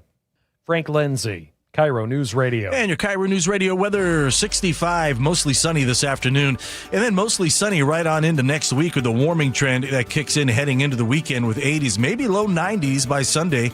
Partly sunny and 62 in downtown Seattle. I'm Nate Connors, KIRO News Radio. Your best source for local news, serving Western Washington and the world with a KIRO News Radio app. Always streaming live on your smart speakers. You're listening to KIRO News Radio, Northwest News. And now, it's time for the Jake and Spike Show on KIRO News Radio with your hosts, Jake Skorheim and Spike O'Neill. Welcome back to the show. 1 hour down, 2 hours left to go. Lots of stuff to get to. If you guys want to learn about data centers and pimp wars, 2 for 1, super fun. And council priorities. And Seattle City Council priorities. Nothing but learning. You can text PIMP to 888-973-5476. Text PIMP to 888-973-5476. We'll send you a free article for the day, and you can send it and share it with your friends. You can give it as a gift, save it for Christmas, and give it as a gift. Everybody loves that. We got a lot of stuff to get to this hour. In just a little bit, we're going to talk about all that CBS 60 Minute stuff, which we'll get to at 1:30-ish. Okay. At least that's the plan. There's varying views on this. Yeah. I'm interested. Yeah. Yeah, and I think you and I are going to have different takes, but I think it'll be fun. We'll hash it out. Let's also start with something that I find very interesting. I find very, very interesting. Sound Transit's light rail. Tell us a bit about this, Spikes. Sound Transit's light rail has a new some numbers. Yeah, we got some numbers. A new study is out, and it's from a group called the Urban Institute. Mm-hmm. They measure ridership on light rail systems across multiple major cities. Okay. For example, San Francisco, Boston, L.A., San Diego, and Seattle. And according to these numbers, Seattle's the number one light rail, Sound Transit's light rail is the number one market for rider usage in America. So they have the most riders, the most daily boardings of any light rail system in the U.S.? In the United States. And it's not based on tickets sold, because we know they don't sell tickets. A fair amount of people are jumping, or absconding. I don't know what the right verbiage is. Because it's such a great value, nobody's willing to pay for it. Nobody's willing to pay for it. Well, I mean, like I said, we talked earlier in the week about how they're going to start setting up toll barricades, or they're looking at that, gates, barricades, whatever we want to look at. They're going to stop the ne'er-do-wells. That's bad PR. Toll barricades. Well, gates is a nicer word. Today on Capitol Hill. Anywho, 155,000 daily boardings for light rail. And they use... I assume that's coming and going? Yeah, coming and going. And they cite a couple of different elements to this, of course. It's baseball season. These are numbers up from March to April of 2026. The start of baseball season always adds to the uses of our light rail system. The fact that it's now going across the lake, opening up that... Totally fair, though, to count those numbers, because that's a big part of why they have it. They want to make sure you can get people in and out of the downtown core with, They also cite increased dependability, more on-time trains, less outages in the service. Yeah. So, I mean, we always talk about, is it worth the money? Is it ever going to be worth the money? Is it ever going to be a real element to our daily commuter needs? Yeah. And it looks like we're headed at least in the right direction, according to these numbers. Well, I would push back a little bit on that. Well, see, I was curious. Do you trust these numbers? Do you trust?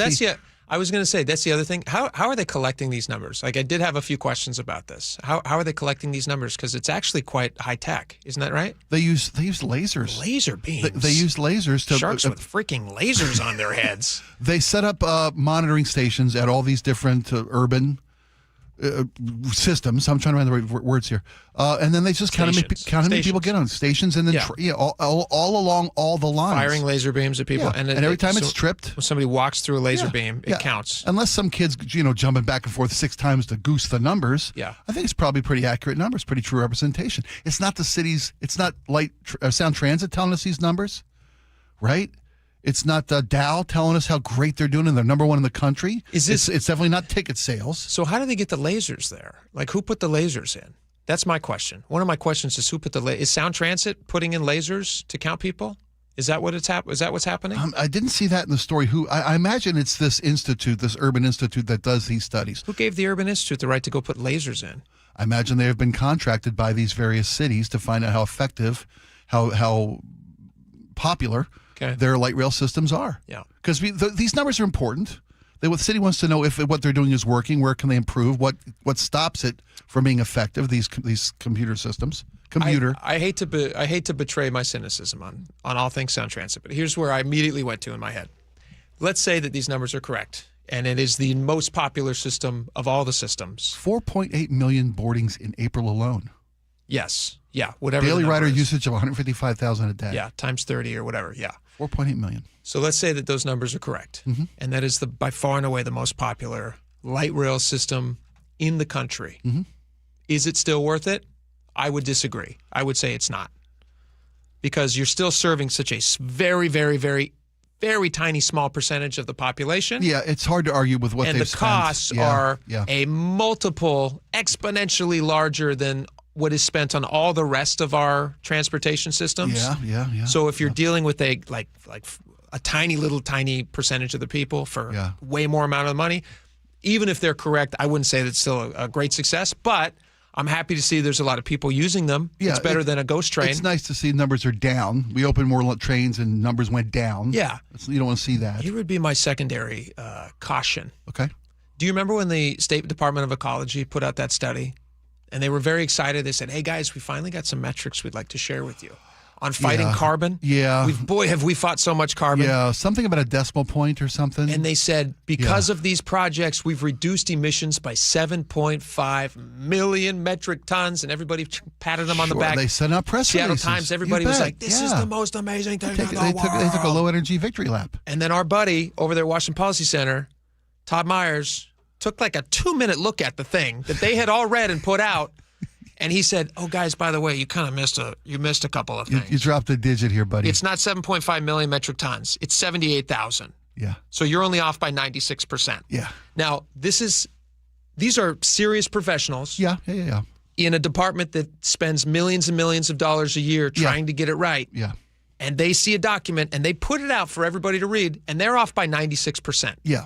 Well, again, that's why I'm saying this isn't from Sound Transit. This isn't from Dow Constantine. Even further, I would say, if it's a research group who is motivated to want to see high numbers, I would question if those numbers are accurate. I don't know. That's a fair amount of cynicism to bring into it. Skepticism. Skepticism. Yeah, that's valid skepticism. Sure. Because these people are working for these cities, and if they give back good numbers, there's likely they'll get hired again to work for these cities and systems. It's also, it's one of those things where you're yes, exactly that. You are financially motivated. You're financially motivated to want the system to be successful. Incentive to bring good news. Yes. Yeah. Let me ask you a question.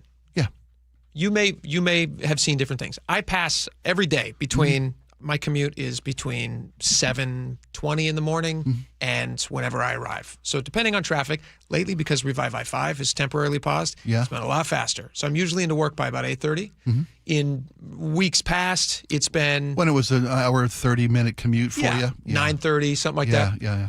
But I'm driving in, and what I would assume would be kind of a high traffic time for those trains. That's when the most cars are on the road. You'd think that's the high volume time for the trains. Well, I would assume that at like 7:30ish. Are you still seeing ghost trains? Well, I'm seeing trains that are like not nearly full, and if they're telling me that it's the most full they've ever been, then well, they're not talking. Remember, we projected capacity at max capacity for every train all day. It was like 3 times this number, right? Wasn't it close to 500,000 a day they would need to run passenger-wise? If they ran full trains for every minute of the day that they were operating. Yeah. But my question would be, I'm driving in the highest traffic time for these trains to be full, and I'm not seeing full trains. Now, maybe I'm just not seeing the full trains. Maybe my eyes are lying to me because of my bias against Sound Transit, and I don't want to see full trains. Yeah. That's very possible. It's possible, sure. So who knows? But, I mean, the parking garages are full. I mean, if that's any indicator, right? I know they built small parking garages, but it's an ongoing problem everywhere you go. Parking garages? They're like 200 cars. Grossly undersized. Like 200, 300 cars, 400 cars, maybe? It varies from location to location. Mine's a micro lot, I think, pretty much. It's got 2 stories with a big hole in the middle. Yeah. Right. Right. The 3rd-story parking garage at my particular train stop is all buses. There you go. I mean, so... And they're hiding those there because they're like, hey, everybody get off the bus and get on a light rail. I hadn't even thought about that. It's people taking buses to the light rail. Is it people parking to take the bus, too? Are people parking to take the... Very possibly. Possibly. I hadn't even contemplated that. Yeah. Yeah. So, whatever. I mean, if they got riders, great. I'm happy. Yeah. I'm happy for them. People who love the train, boy, do they love that train. People in Ballard, they would love the train. Unfortunately, it's not going to get to them. They would love to love this train. They would love to love this train. They really would. Unfortunately, they don't have that opportunity. All right. Can we move on to this other thing? I'd like your take on this. Bob Ferguson, governor of our state, Como News caught up with him, and he was talking the other day about all that budget, Office of Financial Management projection. The projections were much more dire than anticipated. Well, depending on who you ask. Most people saw that and went like, yeah, of course they're going to have horrible financial futures. Yeah. Well, they initially had predicted some troubling numbers, but the latest projection was even worse than anticipated. Am I reading that wrong? For people who were blind, yes. Okay. Yes, but for people who were watching closely, it makes total sense. Okay. Oh, I'm not saying, yeah. But yes. It's going to be bad. They seem surprised by this, which is not good. And so Bob Ferguson was talking to Como News, and they asked him about it, and they said, listen, like, this is a bad budget. What are you going to do about this? And he says that there's not going to be any new taxes. And I'm going to ask you a question after this. Listen to this clip, and then we'll talk about it. Fair amount of criticism of your office and the legislature for just trying to tax their way out of this situation and the spending. Can you commit to a budget with no new taxes? I won't be proposing new taxes. We cut billions from the budget. We cut billions. That does not get reported very often, Chris, but we cut billions from that budget that never gets mentioned in the press. I got to pause him right there. You don't get credit for cutting billions when you raised it by billions. That's not a fair thing to do. I can't come to you and say, Spike, I need money to build you a house. And you say, okay, well, you can have this amount of money. And I say, tell you what I'm going to do. I'm going to cut $20,000 from the budget, although it's going to be $40,000 more. Yeah. So you're increasing it, and at the same time, you want credit for cutting it, but it's increasing. Yeah, so you don't care about. I could have been asking you for 60 more, but I'm not. I'm only asking you for 40 more because I cut 20. I got rid of the gold leaf on all the statues outside for you. There you go. Yeah. You're welcome. He's complaining that people are not talking about all the great cuts when he increased it by a record amount. No, we always mention. I mean, just speaking for us, I don't monitor the media 24/7 in this town. Yeah. We always mention that while they did cut 7, they increased it by 9. Well, that's just of both sides of the coin, fully 100% view of the situation, right? That's what they did. I'm not giving them credit for raising the largest tax increase in Washington's history, but they didn't just flat out say, give me 16. They cut by 9. You know what I hear about this? Yeah. I get you, and we can go back and forth on that. You're right. I mean, I hear your argument when he says, I won't propose any new taxes. Yeah. You know what I want to hear? You can play it again. So we balance out some revenue and those cuts. That's what makes these cuts so difficult. What if the millionaire's tax gets overturned? Well, if it gets overturned, we deal with that reality. How about saying I won't sign any new taxes? You heard what I heard. I won't approve any. I won't propose any new taxes. It won't be my idea. My fingerprints won't be on this. Perfect. I got my ears cleaned last week. Did I tell you? You're so smart about this. I got my ears cleaned. I can hear better. He's a lawyer. He knows what he's saying. He knows exactly what he's saying. That's plausible deniability. Yeah. He did not say, I won't sign new taxes. He said, I'm not going to propose any new taxes. Right. I'm certainly not going to be my fingerprints. Guess what? He didn't propose the millionaire's tax either. Jamie Peterson did. Right. Who signed it into law? Signed it into law. He did. He didn't propose it. He could say, I didn't propose that. He should have said that. Why keeping would with the theme of the day. I certainly wouldn't. Why would I sign that? You know, the governor last week said when this widened shortfall was projected last week by the Office of Budget Management, he said we're going to try to no new programs. Please don't initiate any new programs and identify more spending cuts. We're going to look for more cuts. Said that last week. Yeah. Right? And now they're asking him directly, are you going to, I'm not going to propose any new taxes. Are you going to do, I think the clear question that's being asked is, will any new taxes be thrust upon these people? Well, Chris asked him. The correct answer is no, absolutely not. There will be no new taxes. But that's not on what my watch. Yeah, not going to happen. I will never sign a tax increase for the state. Another. I would never do that, even though I've done that recently a bunch. I would never do that again. What if the one you just signed gets ruled unconstitutional, or the people make it go away with that initiative? We'll deal with that when we get to it. We'll deal with that when we come to it. We always have ways. He did make sure to point out that it's not his fault. A year and a half ago, less than that, I inherited a $16 billion budget shortfall. Not his fault, he says. Not his fault. Well, that's valid. A year and a half ago, less than that, I inherited a $16 billion budget shortfall. He's not wrong. No, I'm not saying. Yeah. But Jay Inslee is this guy's mentor. He stepped into his shoes. He's often been called the Inslee Jr. I have audio here. Somebody sent this to me. I can't confirm this is real. If this is real, but I've been told this is the two of them in a recent meeting. Okay. Jay Inslee and Ferguson. And Bob Ferguson. Okay. Again, I can't confirm this is real, but somebody sent it to me. I'm going to play it for you. You guys can be the judge. Look at me, son. It's not your fault. A year and a half ago, less than that, I inherited a $16 billion budget shortfall. It's not your fault. I know. No, you don't. It's not your fault. All right? It's not your fault. It's not your fault. Look it out. Look it out. Oh, my God. Oh, my God. I'm so sorry. Is that from a FOIA Freedom Information request? That's from a FOIA. Yeah, from a nanny, I don't know how they cam got at the governor's mansion. I don't know how they got it.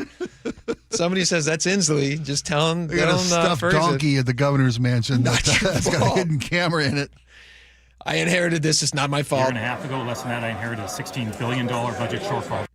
I would say the new taxes are his fault. He's now also saying, like, hey, this is really exciting. It's my first opportunity to, what do you say here? His first opportunity to propose a full biennial budget as governor. What did he propose last time? What was the $81 billion? That was a continuation of Jay Inslee stuff, so he's not taking any blame for any of that?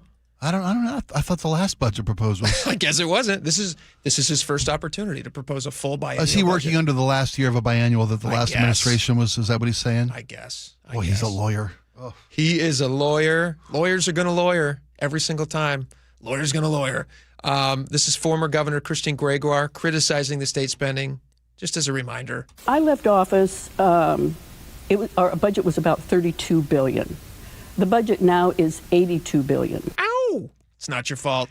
It's not your fault, Ferguson. Not your fault. Isn't it amazing how the weight of re-election lifted from politicians' eyes allow them to see so clearly? Yeah. I mean, you could look at any instance of someone who's... She's not beholden anymore to right. convincing everybody that everything is running great, which Ferguson still is. He still has to go out there. Well, you got to keep the. Although he always looks just shocked by things. The guy when Daniels was talking to him, Ferguson, what are you gonna do with that millionaire's tax? He's just almost like Biden did on the stage. Just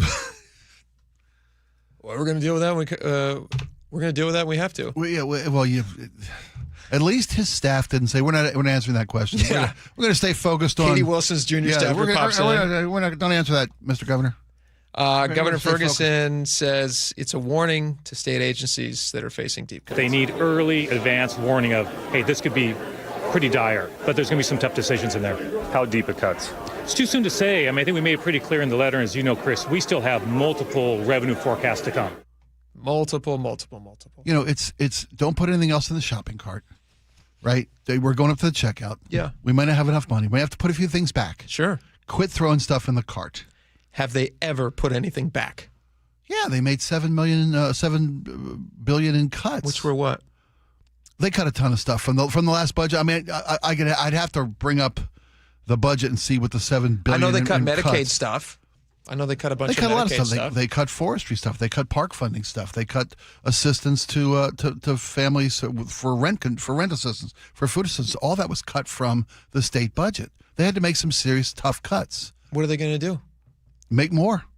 Yeah. I mean, until you find a way to make this a business-friendly environment where you're not chasing, taxpayers from the city. Yeah. And in fact, inviting more in. I don't know. Maybe build some data centers. What do I don't know. I'm not. It's a good revenue source. I'm not kidding. You should. I kid. They would be smart to.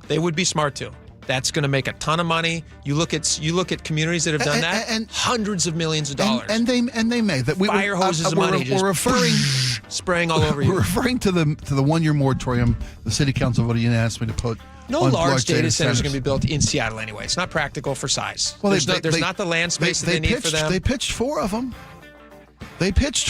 So somebody thinks it can be done, and they may. My point being, it may still bear that we can do it. But let's take a year to address concerns, to find answers to pertinent and valid questions. It's not your fault, Ferguson. It's not your fault. No, I know. It's not my fault. I inherited $16 billion. Oh. Can we spend a few minutes on 60 Minutes next? Yes. We'll find out whose fault that is. That'd be fun. All right, let's do it. Stick around. We'll be right back.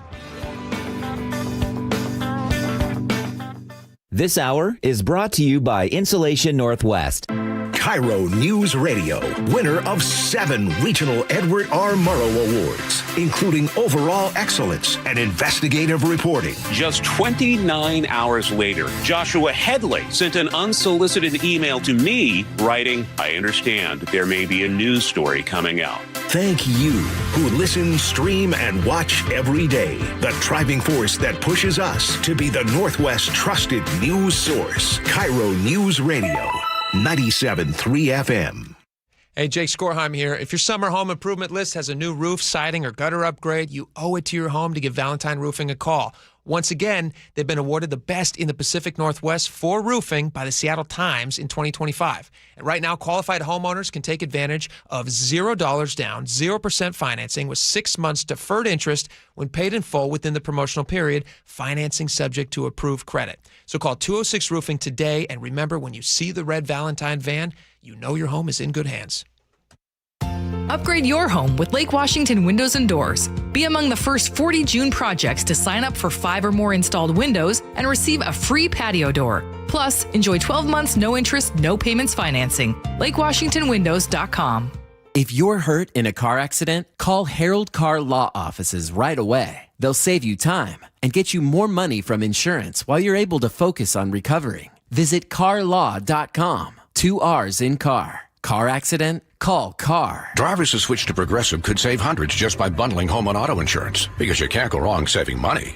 Unless you spend it on a guitar, never learn to play it, but lie and say that you did. Then someone hands you a guitar at a party and asks you to play, so you decide to improvise this. Well, don't you know that but that's not it. Dreams are fun and also good. Yep, you can't go wrong bundling and saving money with Progressive. Well, depends on how you spend it. Progressive Casualty Insurance Company, affiliates, and third-party insurers. Not available in all states or situations. Hey, Green Gobbler here. So you've got a clogged drain in your bathroom. Water in the sink's overstaying its welcome. You're spitting today's toothpaste on top of yesterday's toothpaste. You hope that it go away. Yeah, clogs don't just go away. I make them go away. I'm Green Gobbler, the only clog dissolver you need. I'm bleach-free, safe for your pipes, and I work. Guaranteed or your money back. Because I never met a clog that was going to unclog itself. Green Gobbler. Let the gobbler get it. I had pain. I had numbness in my feet. That pain and that numbness just got worse and worse and worse as time went on. This is Greg describing life with neuropathy. I went to 5 podiatrists, tried different treatments, tried different orthotics, tried different shoes, had cortisone shots in the tops and the bottoms of my feet. Saw a neurologist. All my medical doctors said, can't help you. Live with the pain. You're not going to be able to sleep. This is your life.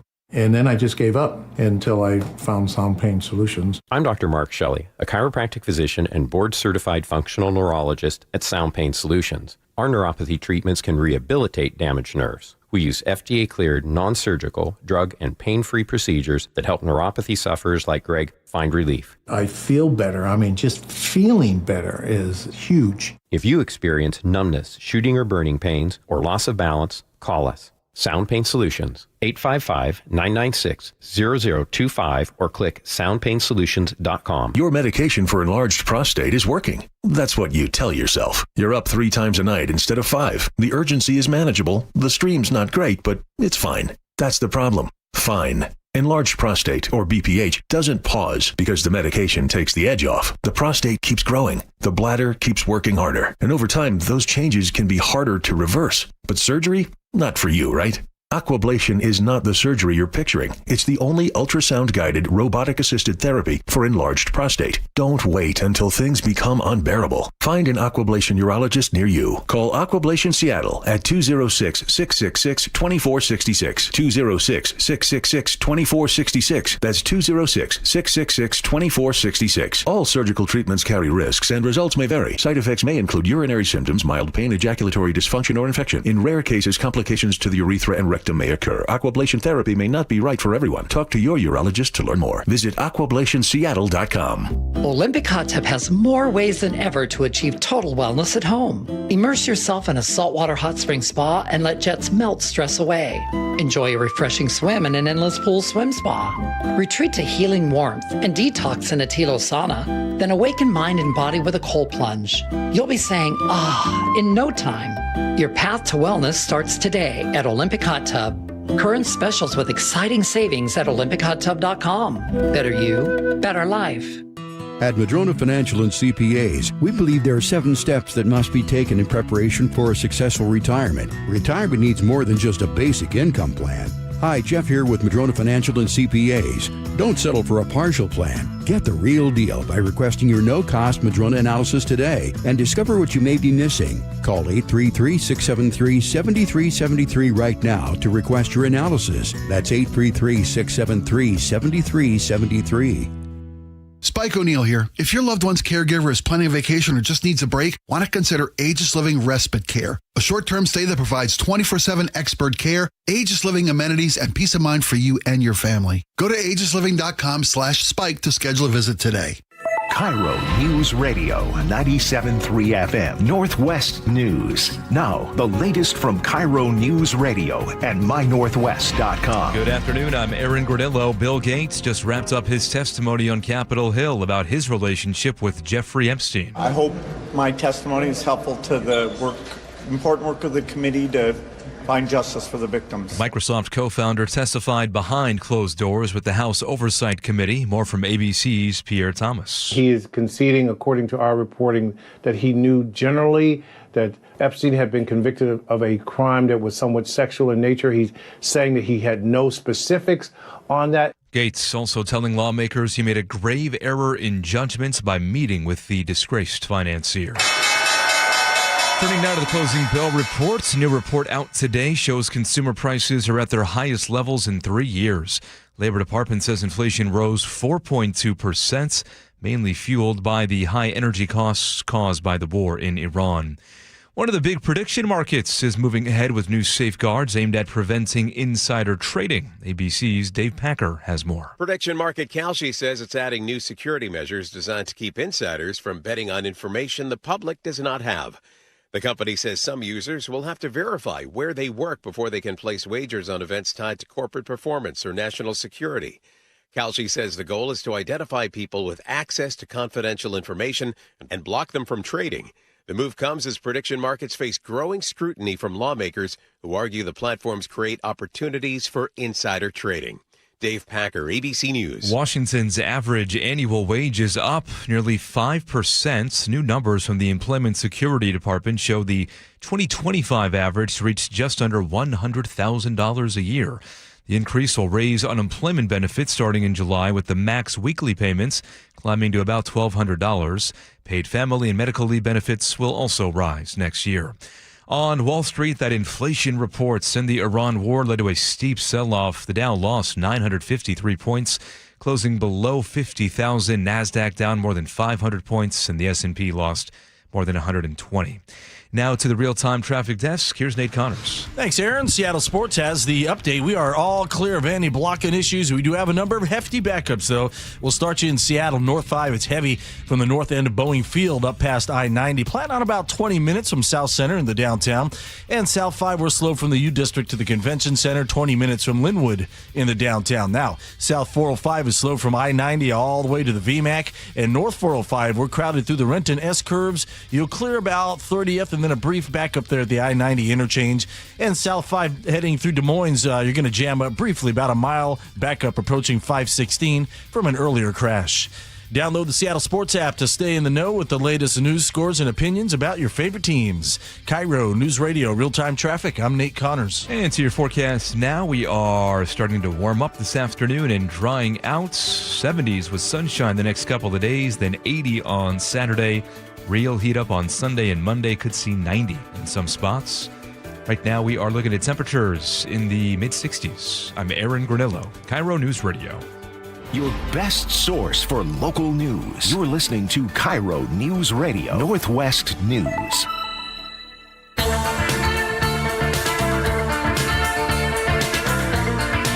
right, welcome back to the show. Lots of stuff still to get to. Next hour, 1 hour from now, I'm very excited about this. Steven Spielberg's got a new big movie coming out. It's getting a lot of press. The trailer looks phenomenal. I think it comes out, is it this weekend? Okay. I think I said yes, this weekend. All right. We're going to talk about that movie, and we're also going to talk about some of our favorite Spielberg movies. Because why not? It's our show. We can do whatever we want. Yeah. Sounds fun. And they also have John Williams coming back to do the soundtrack. Is that right? Yeah, I'll tell you how it happened, because Williams was retired. Phenomenal. Yeah. He's the best. Best there ever was. Best there will ever be. All right, so we'll talk about that at 2:30. Right now, though, we're going to talk about something that's not local. This is more of a national story. I guess local if you watch this locally. So I guess this is relatable to people in some way. 60 Minutes at CBS News is in the middle of a kind of an overhaul. You have Bari Weiss, who I always pronounce that Barry. I think it's Barry. I think it's Barry. Barry. All right. Well, you have new leadership over at CBS News, and CBS News decided they were going to take a look at 60 Minutes, which is probably the most successful, longest-running news program of its kind in news history. I'd rather called it the gold standard. Sure. The gold standard for news reporting, news television. Okay, yeah. They then let go of, I think, 3 or 4 people who were higher-ups. Yeah, executive producers. They let go of air talent. They reporters, journalists, whatever. Yeah. Scott Pelley goes into a meeting with the new leadership. Scott Pelley he's like the main guy on 60 Minutes, right? He's one of 3. Yeah, one of 4. One of 3. He's 37 years, 51 Emmys. He has ascended through the ranks just from time in the chair. Reporter on all sorts of things. All over the world. Wars, you name it. Every corner of the globe. So he goes into a meeting that was not supposed to end in his dismissal. It was supposed to be like a meeting discussing the future of 60 Minutes. Is that right? Yeah, it was the new executive 60 Minutes, specifically executive producer, speaking to the entirety of the 60 Minutes staff. Guy by the name of Nick Bilton, I think. Bilton, yeah. They get into it, and Pelley gets his teeth into a line of questioning that they refuse to answer, refuse to address in a public setting. And Pelley, I mean, I hate to. He went in purposefully to have this encounter in front of management and in front of the staff. Yeah. He knew going in with this line of questioning and this objective that this was going to be his last meeting at 60 Minutes. You think he went in to get fired? Absolutely. Well, I think he went into, I think he was quitting. I agree. He went in to quit. I was going to say suicide. It was a suicide mission for him. Yeah. Which is the terminology. Yeah. I'm not trying to be saying. disrespectful or. No. It felt like he knew what he was doing when he goes in. Yeah. Although he claims that he had no clue that was an outcome that could happen. He says that was the furthest thing from his mind. He thought they were just having a respectful back and forth. That's fair. And maybe as the situation, we don't know, but as the situation escalated, he made a decision in real time during that meeting to not let it go. Can I play you a and clip? To keep pushing. This is from New York Times. He sat down for like a very long interview. Did you watch this? It was really good. I saw pieces of it online. I'm not sure if I saw the whole thing. It's an hour plus. I didn't see the whole thing. Yeah, it's very long. New York Times, Lulu Garcia Navarro, and he sat down with her. I thought she asked some great questions, and she started by, I mean, this is not the very start of it, but they did talk about this dismissal moment that you and I were just discussing. And she talks about like him going in and accusing his bosses of things. And was he surprised with the outcome?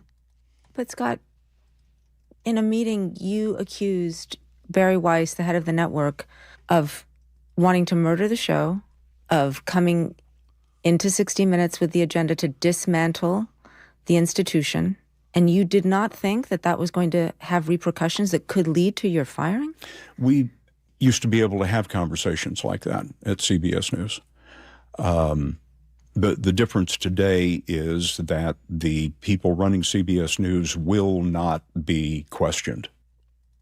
Here would be my. I would question the fact that he says he had no idea about it. Okay. They used to be able to have conversations. I don't know if what he said is valid or not. Only he could know that, but it's plausible. It's plausible. Staff management just lets they're journalists. Let me ask you this question. Yeah. You've been in the business for a long time. Mm-hmm. You and Scott have probably been in the media world for probably 37 years. Same exact time. Yeah. Okay. He's got 51 more Emmys than I do, though. But you're close. Yeah. I came in 7th so many times. Always a bridesmaid. Yeah. Okay. Always a flower girl. You've had at times in your career, you have had new management. Yeah. Oh, yeah. Okay. So you go into your first big meeting with new management, like he goes into his meeting with them. Yeah. Would you ever do that? It's not a fair question because I don't have the golden parachute or golden, that's Scott Pelley. Scott Pelley's in a position where he's made great money. $5 million a year. He's very well compensated. Yeah, he's got a lifetime's worth of. He's already at the clubhouse there. He's at the 18th green. Caveat. Yeah. If I had the world in my back pocket. You and Scott Pelley make the same amount of money in my scenario. Sure. Still, new management, would you go into a meeting like that? See, because my assumption of you is that you would not necessarily go into a meeting. I think you'd be more diplomatic. But I would hope I'd be more diplomatic than that. I have actually shown a lack of self-control in various meetings where I've kind of gone too far in all staff meetings. Sure. Where I've said some things that I didn't think were good. I have been in these meetings. You've been in these meetings. Luckily, the management that were involved, maybe you were there, maybe you weren't there. It could have been this job, could have been a previous job. Management was this job and I was there. Was nice enough to say, not your best hour, not your best decision. But let me color that a little bit. Sure. Were those comments that you expressed in those meetings, were those directed at management? No. No, they weren't. They weren't. And because I think you know who pays your checks and you're respectful. Well, I think because that's the job. Yeah, but Scott Pelley, I think, went into this meeting knowing that he's not just he's got it all, doesn't need this job anymore, doesn't need 60 Minutes anymore, and he sees what he feels is a betrayal of the intent of their product, their brand. The 60 years that they've been doing 50 years they've been doing 60 Minutes. Sure. He sees this new direction from management, the actions that they've taken with regard to replacing all the expertise and legacy knowledge, institutional knowledge that makes the show what it is, sees all that happening and says, why are you doing that? We want to address that here. Why'd you do this? We're going to address that here. He knows going in that this is not a place he wants to work anymore. Well, and he goes in and pulls the pin. Let's believe him when he says that he has no clue that they were going to fire him and that he was not planning on losing his job. That's what he says. Maybe he was hoping that that's not who he thought he was working for now. But I doubt that he didn't to go in and just say, like, you're trying to murder the show. I mean, I agree with you. Those sound like very inflammatory descriptions. Yeah. Those don't leave a lot of outs for the people that you're working with. They don't. And also, the point of contention between them was that they wanted input into his stories that he didn't want to input into the stories. Well, that's putting it kindly and generously. Should we play the cut? Well, he's making. Well, you have a cut that you would like to play about him describing what he. Right? He's made accusations that they asked him to put falsehoods into his stories. Let's play it. We come back. And I don't have that cut. I think Laura pulled it for you. Yeah, we've got it. Laura, see, this is why I would never leave this job, no matter how weird they get upstairs. Because Laura's amazing. I want to play that cut when we get back, and I also want to play the cut. They asked him what it's like for you to lose this job like this. And he pulled out a couple $100 bills, wiped away the tears, and said, he blew his nose into a $1,000 bill. A $250 bill. That's going to be a good joke when that comes out. His description of what it's like really made some headlines and caught my eye. Okay, I'm looking forward to caught my ear, I should say. It's not exactly how I would describe things, but we'll play when we get back. We'll be right back.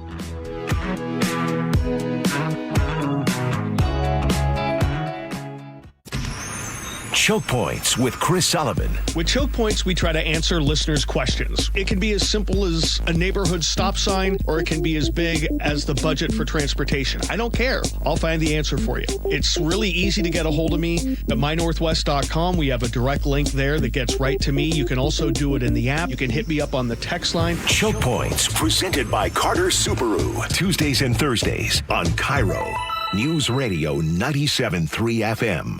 Well, the rainy season's behind us and summer's coming fast and furious. Next week's forecast, this weekend, maybe 90 degrees. Is your home's insulation up to speed? Did your roof make it through the winter? Give my friends at Integrity Roofing and Construction a call today and have them come out for a free roof assessment, free video inspection, tell you where your house stands, what you can use. They got a full replacement, full repairs, restorations. They got a design team in-house. They do incredible work. They've got incredible reviews on their website. Go to integrityrc.com. Check them out. integrityrc.com. Under these arches, opposing teams are put to the test. Can they hear themselves over the boom of the 12s? Can they withstand the Seattle elements? Can they compete against us? Touchdown, Seahawks! This city lives for Sunday. Get your tickets for Seahawks game days at Lumen Field and experience what this city lives for. Visit Seahawks.com today. Digging in my yard, trying to lay a pipe. I hit a water line and now I have to pay a big fine. I should have called 811. Nick, you know what's a great thing about going to Longevity Medical Clinic as a couple? Oh, I absolutely do. When they tell you to do something, you actually do it. Right. And the same thing with you. When they tell you to do it, because for some reason, when I tell you to do it, you're like, whoa. I just walk away and roll my eyes. Exactly. But the great thing about Longevity Medical Clinic, the doctors there know, because we do the blood draw and they look and they can see. They know. They hold us accountable. Yeah, when I'm under pressure and I know I'm coming in, I know I have to work the program. Right. Plus, we also want to hold each other accountable for how we take care of ourselves because, we want to have a long, healthy, happy life. I know. I want every day to torture you as long as I possibly can. Well, I look forward to it.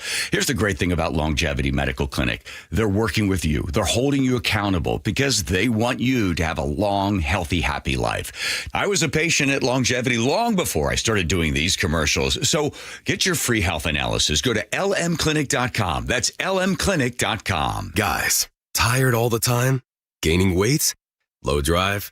These aren't just signs of aging. They could be low testosterone or other underlying issues. This June, for Men's Health Month, Revive Men's Health in Seattle is offering a free comprehensive wellness panel, a $400 value. It checks your testosterone, blood sugar, cholesterol, kidney, liver, thyroid, and heart health. No guessing, just answers. Over 100,000 men have trusted Revive to get real results. More energy, better sleep, improved mood, and confidence that shows. If something feels off, don't wait. Take control and protect your long-term health by knowing your numbers. This offer ends June 30th. Schedule your free comprehensive wellness panel today. Call 206-529-1111. That's 206-529-1111. Or visit ReviveMen'sHealth.com. Feel better, live stronger. Start now. You're losing your hair and you simply need a solution that works. You want the best. Modern technology, top-rated physicians, something that's guaranteed to work.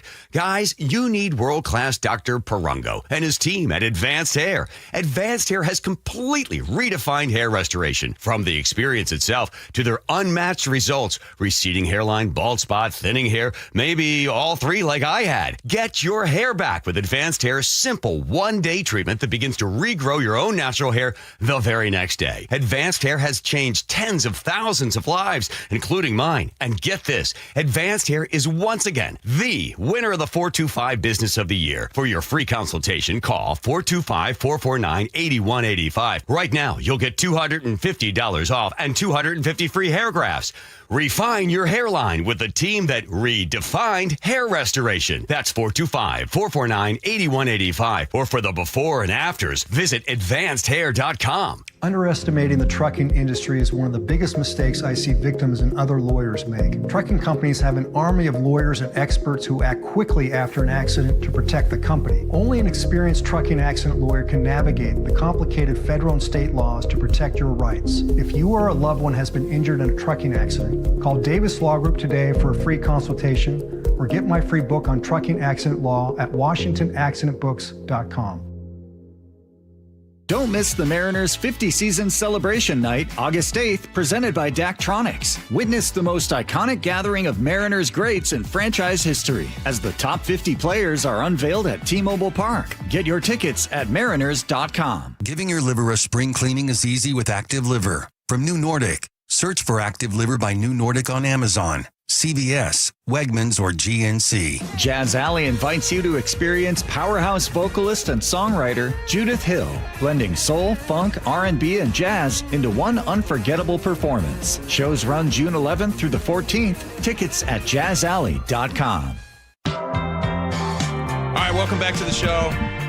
We are talking about 60-minute stuff. Scott Pelley. Is it Paley or Pelley? Pelley. Pelley. Scott Pelley. Who's now retired? What's retired he doing now? or unemployed? It just depends on how you look at it. I'm sure he'll find an avenue, a platform for his point of view. Yeah, I'm sure they will. All right, Scott Pelley. This is one of the clips that he talked about in that interview where he says that he was asked by Barry Weiss to add things to a story he did not want to add things to. Right. He decided not to do it. And there was no repercussions at the time as a result. But this is his detailing that he didn't want the slanted coverage. He claims it's slanted coverage, but here it is. Barry Weiss sends an email to my boss, Tanya Simon. Two of the things in the email include, can we make the protesters look more violent? Now, I'm paraphrasing. I don't have the quote, but that's what was communicated to me. And the other quick question. Couldn't he be specific? That's a fairly large accusation to make with no proof. And fair, he's saying I'm paraphrasing. That's fair. But I guarantee you, if he's paraphrasing that in an interview for public consumption, he's got the email that says what that says. So why doesn't he say it specifically? Because he doesn't have the email for them to remember. Is it possible that she said something more along the lines of, let's provide a little more context into why those guys were there? Sure, it's possible. And he read that as, we don't want to make them look violent. Is it possible that they were being violent? It's possible. Both of those situations are possible. Exactly what he's paraphrasing, exactly what she asked him to do. Make the protesters look more violent. We don't know. Okay. And I'm sure when you make an accusation like that, CBS got a lot of lawyers. If Scott Pelley's making statements like that have no basis in fact, when Scott Pelley says they're asking me to lie. He says I'm paraphrasing. That's how he's... All right, let's play the rest of the clip. Thing was Renee Good's car. You need to describe her as driving toward the officer. Did you watch that video? Sure, many times. We all watched it? Yep. Did she move the car forward? Not toward the officer. Okay. At all. Okay. Her wheels were turned away from the officer. He didn't have internal bleeding? He didn't have an injury? I'm not saying she didn't hit him. Okay. Well, okay. Okay. This is not what you see on the video. On the video, you see the officer standing slightly off the front of the car, and you clearly see Miss Good's wheels turned completely as far as they will go, away from the officer. But he shoots her in the head, kills her, and says something about her in that moment that I can't repeat in polite company. So we have gone out of our way in our plan from the very beginning to show the protesters for the responsibility that they had. We had already scrubbed the video archives looking for those scenes. But it somehow wasn't enough for Ms. Weiss. The video showed that the officer wasn't standing in front of the car and she wasn't driving toward him, but that's what the president said about that. And that's the way she wanted it described. Okay. So he's claiming that the long arm of Donald Trump reached through CBS. Yeah, that's what he's saying. So that's via also Barry Weiss. That's also what Dan Rather was saying in his piece too. Why is Dan Rather at CBS anymore? No. Dan Rather was the anchor of 60 CBS. Minutes. Yeah, what happened to him? He got old. He aged out. That's not what happened. Why did Dan Rather get pulled off of CBS 60 Minutes? I don't know why. You don't remember that? Is he uncredible now? He can't have an opinion of valid. You don't remember the book, the Rathergate? What happened? I don't remember. No, I don't remember. With the forged documents? You don't remember that whole story? Don't remember. Oh, we don't have time to get into it now. Okay, but he's uncredible. He has no. When he says that the CBS I would read into that before you go to bat for Dan Rather. Is all I'm saying. Okay. Here was Pelly's comment that I think drew a lot of attention. That I cannot relate to this. I can hear how much this. Just imagine, by the way, he gets home from this big New York Times piece, and his wife's like, "How'd it go, Scott?" Or baby, I don't know what they call each other. And he's like, "Yeah, went really good. You know, I got a lot of good points across." And she goes like, "How was it when you talked about like what does it feel like to leave the job?" You know, he's like, "That was fine." Like she goes, "How did you describe what that feeling is like?" Okay. And he goes, "Yeah, it was fine." This has hurt you. Yes. It's like your spouse being murdered. Huh? And I don't care about me. Don't you think that's a bit much? I mean, I think a lot of us have been out of jobs before. A lot of us have been fired from things. It's not like your spouse being murdered. I'm sorry that he lost his job or that he quit or whatever happened. Is it more than him losing his job? It's a job. It's a job. You think there's a possibility that a guy who's worked 37 years in this job? Do you think it's as much as his spouse being murdered? I can't speak to how I don't know what he thinks about his spouse. Okay, first off, you got to have got to know what equation we're working with here. Here's a guy that sees the institution of journalism attacked from what he sees in an authoritarian administration. That's the basis of what he's talking about. I feel like maybe he's given to a little bit of hyperbole. If he's very describing possible. this as his spouse being murdered. Very possible. Yeah. I can't relate to that, but I wish him all the best. Yeah. I hope he does well, and God bless him. All right, we got a lot more coming up. Next, Spike, what are we going to dig into for next segment? We got a lot of stuff. We could talk about a tale of two bails being set by judges in this community. I like that. We will do that. We'll do so much more, and then later on we're going to get into the upcoming Spielberg movie, which we're all very excited about. We'll talk about it. Stick around.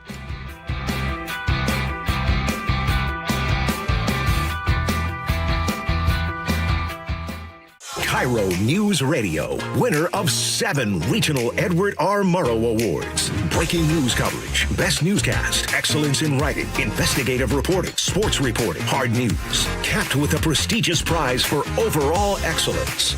And we thank you, our audience across the Pacific Northwest. You are the reason we strive to be the Northwest's trusted news source. KIRO News Radio, 97.3 FM. Patrick was way behind on his IRS taxes. I was in way over my head. The total amount ended up being somewhere just over $30,000. $30,000.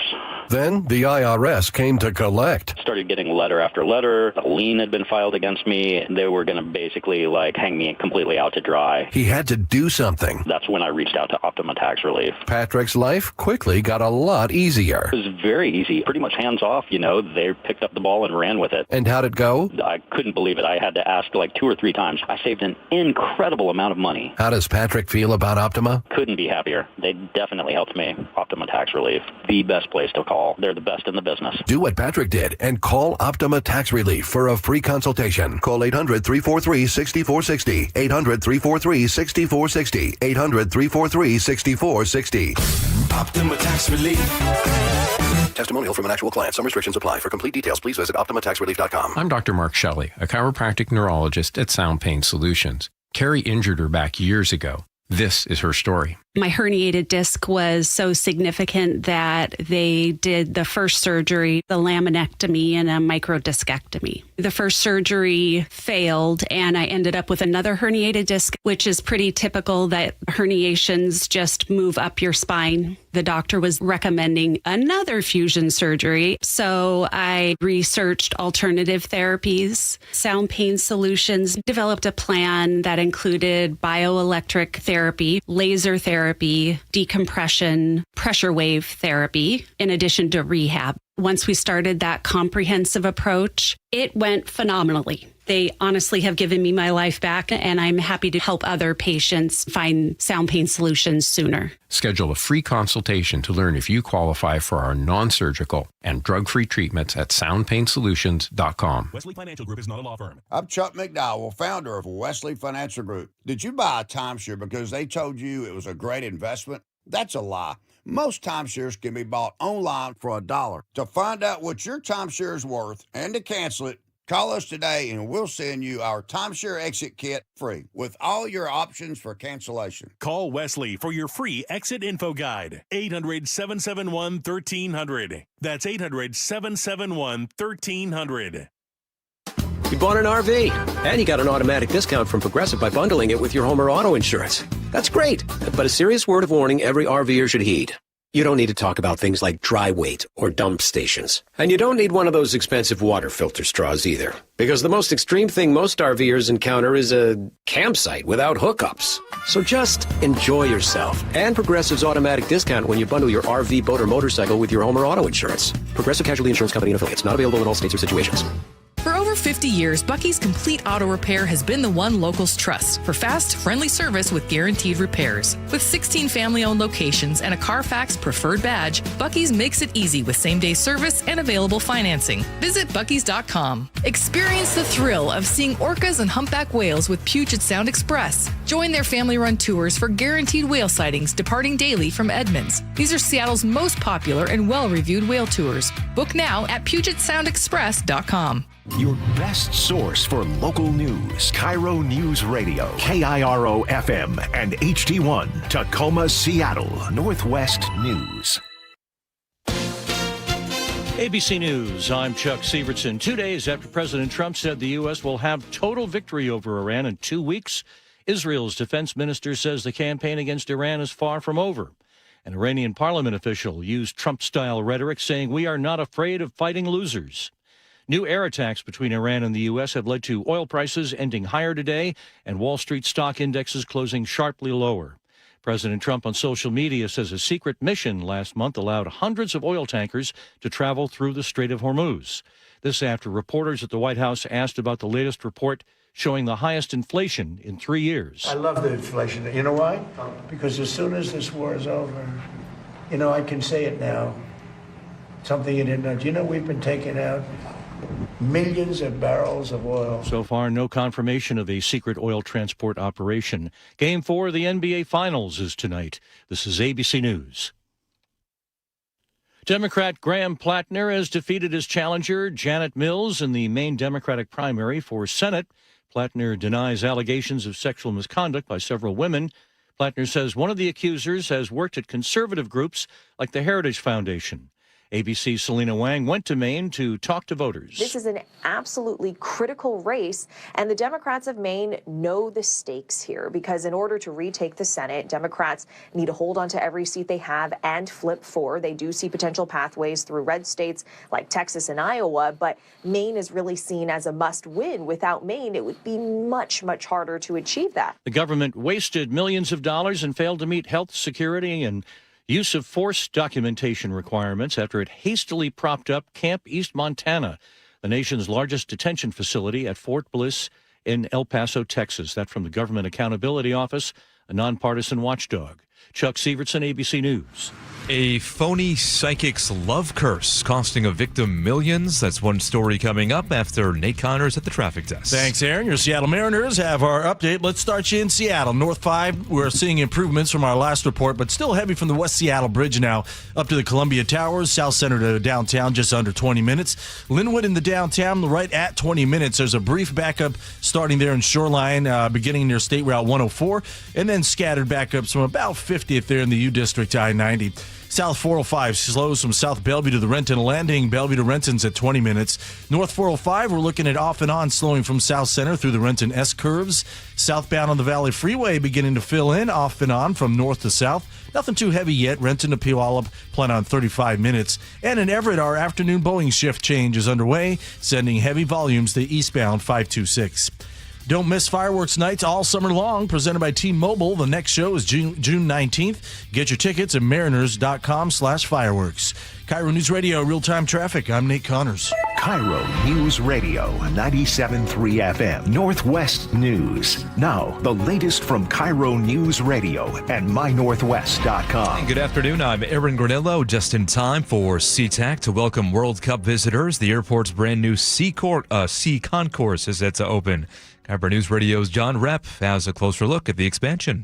With a ribbon cutting and applause, the massive upgrade features shops, restaurants, and forest-inspired design. Airport Managing Director Wendy Ryder says it's the result of 3 years of construction, which wrapped up just before the World Cup crowds descend. Oh, I think we always have those. Is it gonna happen? Is it gonna happen? So, I think up until yesterday we were putting up artwork. Despite the fanfare, Ryder admits the airport expansion doesn't come close to addressing rapid traveler growth in the region. John Repp, KIRO News Radio. Also ahead of the World Cup, Port of Seattle Commissioner Sam Cho is sounding the alarm about human trafficking.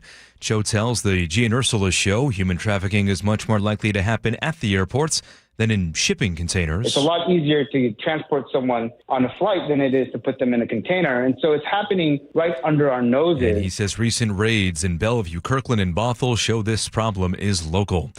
More than $2 million gone after a Washington state victim was told a bad luck love curse could be lifted.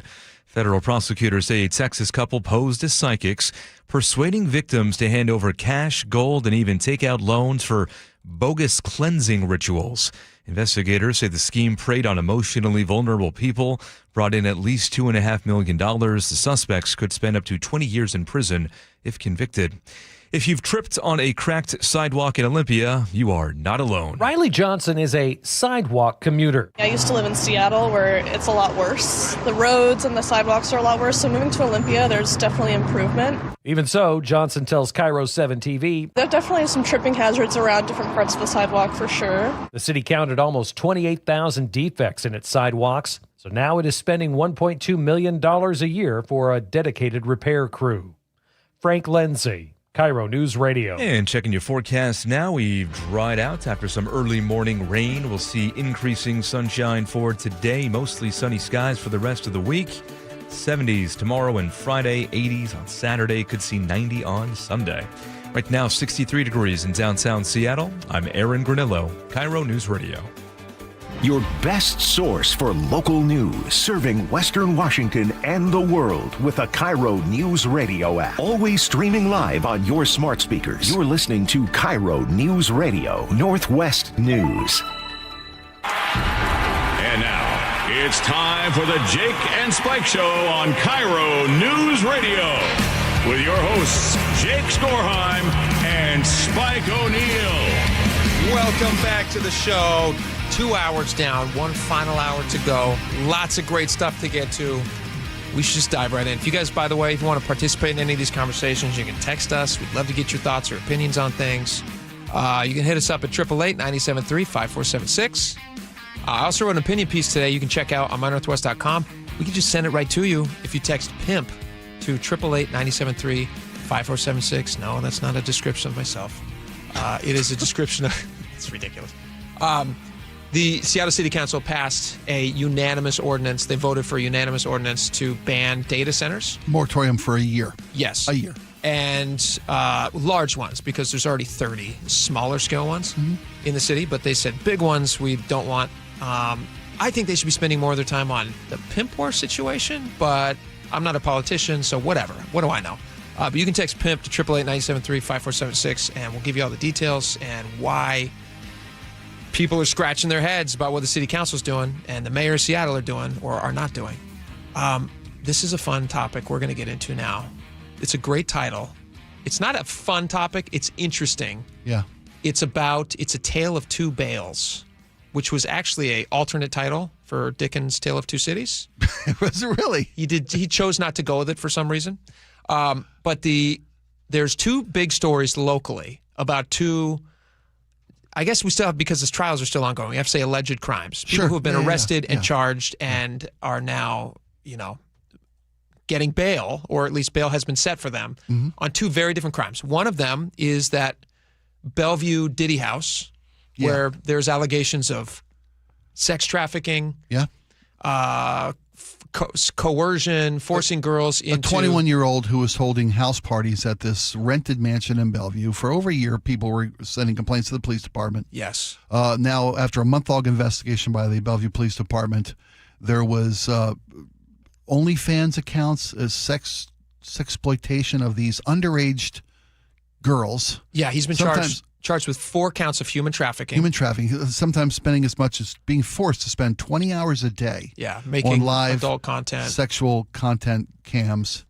Girls being fed Adderall to keep their motors running. One girl claims that she made $230,000 in 1 year. And didn't see a penny. Didn't see any of the money because he is alleged to have taken control of these accounts and then, forcing them into things that they didn't want to be doing. And so he's been arrested, and his bail for that, and the story's crazy because of how long it went on and how many calls Bellevue PD got about this. Yeah, for over a year. They were getting complaints about this rental property that a 21-year-old was renting. And when we say mansion, we mean mansions. Really beautiful, nice house, which means that the neighbors... in the nicest house you've ever seen a professional athlete living in this community, it's on that par. It looks like that. Yeah. Gorgeous. Yeah. So you have a beautiful, gorgeous house. And you have all these neighbors who are like, man, there sure is a lot of kids partying at that house all the time. I can only imagine, what the after effects of those parties would be. There were noise complaints. Spilling out into the neighborhood. Drinking and driving complaints. Driving. A lot of DUIs happened at the place. 100 incidents at the residence. Police officers had to respond to more than 100 of them, including reports of assaults, DUI offenses, weapons complaints, reckless driving, minors possessing alcohol. Just bad stuff, bad stuff. And then again, to think about not only the victims in the sex trafficking stuff, but all the neighbors who had to sit there and watch this, who are calling the cops like, guys, why aren't we getting a handle on this? Right. This seems wild. So they finally arrested this guy. A SWAT team went in, picked him up, I believe on what day they arrested him? June 4th. Bellevue police SWAT officers executed a search warrant at his home. They arrested him.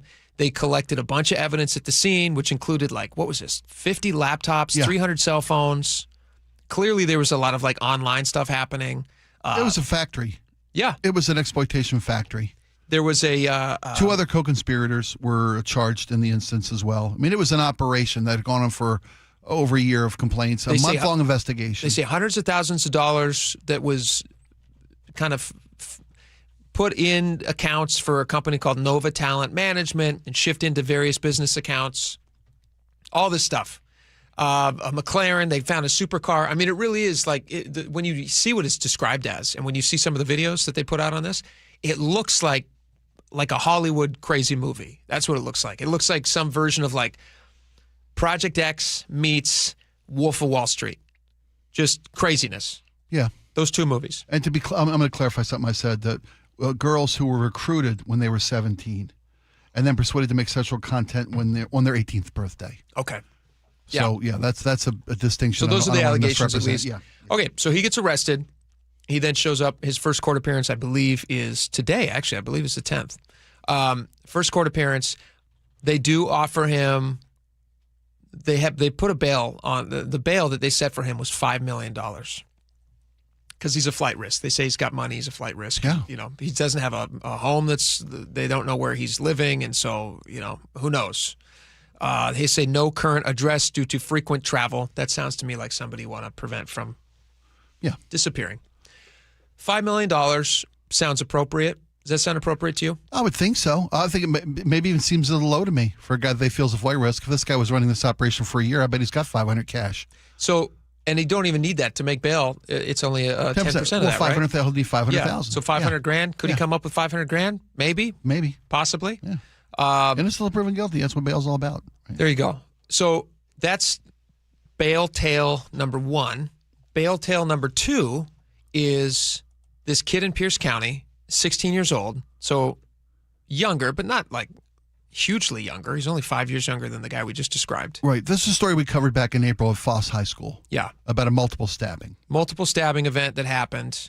You have the descriptions of what happened are still, which is obviously going to be part of the trial. Mm-hmm. Confusing to me.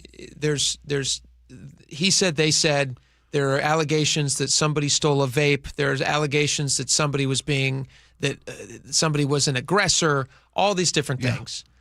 But at the end of the day, four students and a security guard end up being stabbed with a knife. A pocket knife. A pocket knife. Yeah.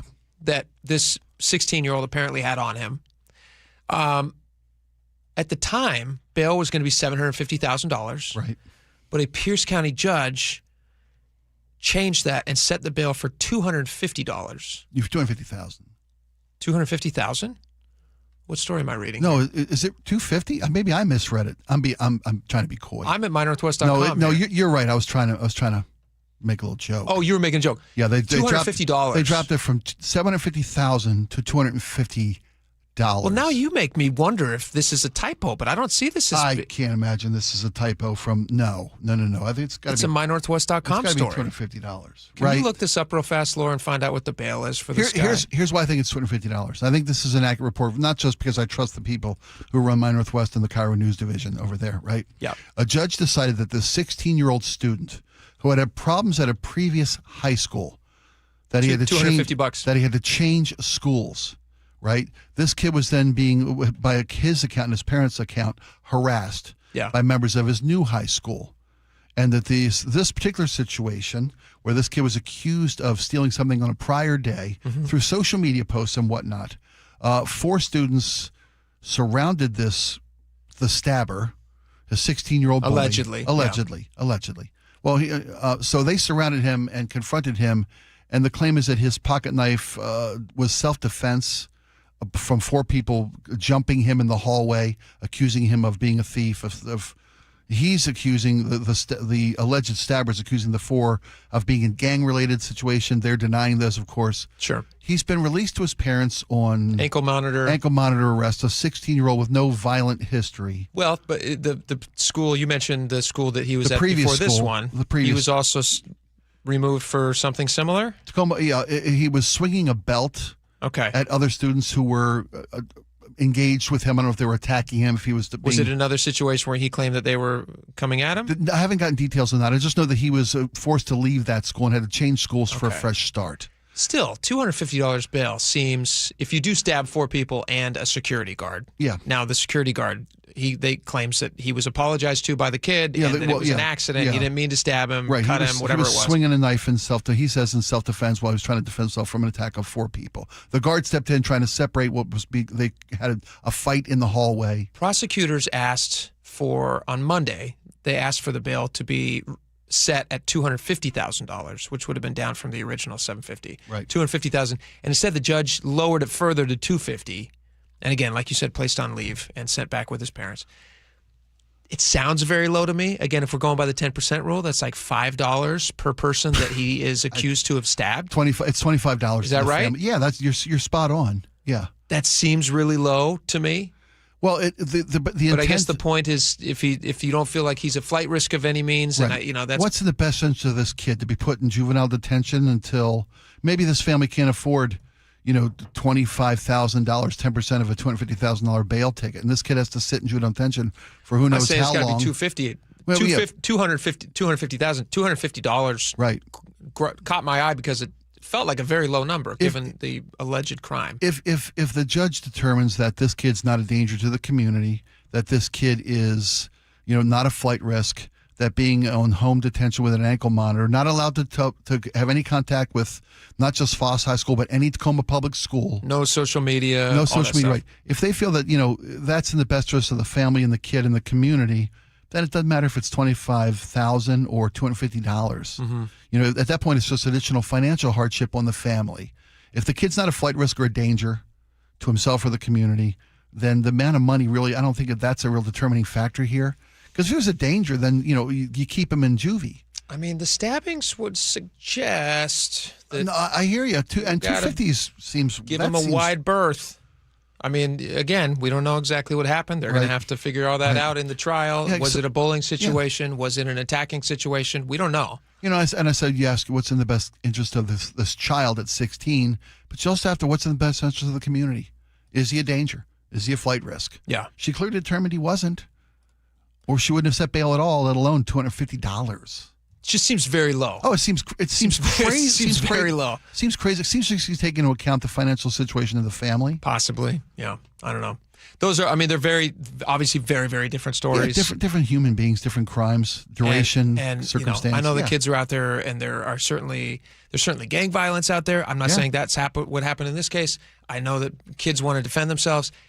It would be horrible to think that a kid feels like he has to bring a pocket knife with him, which is such a sad thing to have to feel like you have to carry to protect yourself if you are dealing with bullies and stuff at school. I don't know that's just the situation or if that's just what they're trying to get out there to make him seem more sympathetic. Yeah. I don't know. His mother said the morning of the incident he seemed normal, wasn't high strung or wasn't nervous. It doesn't bode well for him though, that I think the previous school stuff is not helpful. No.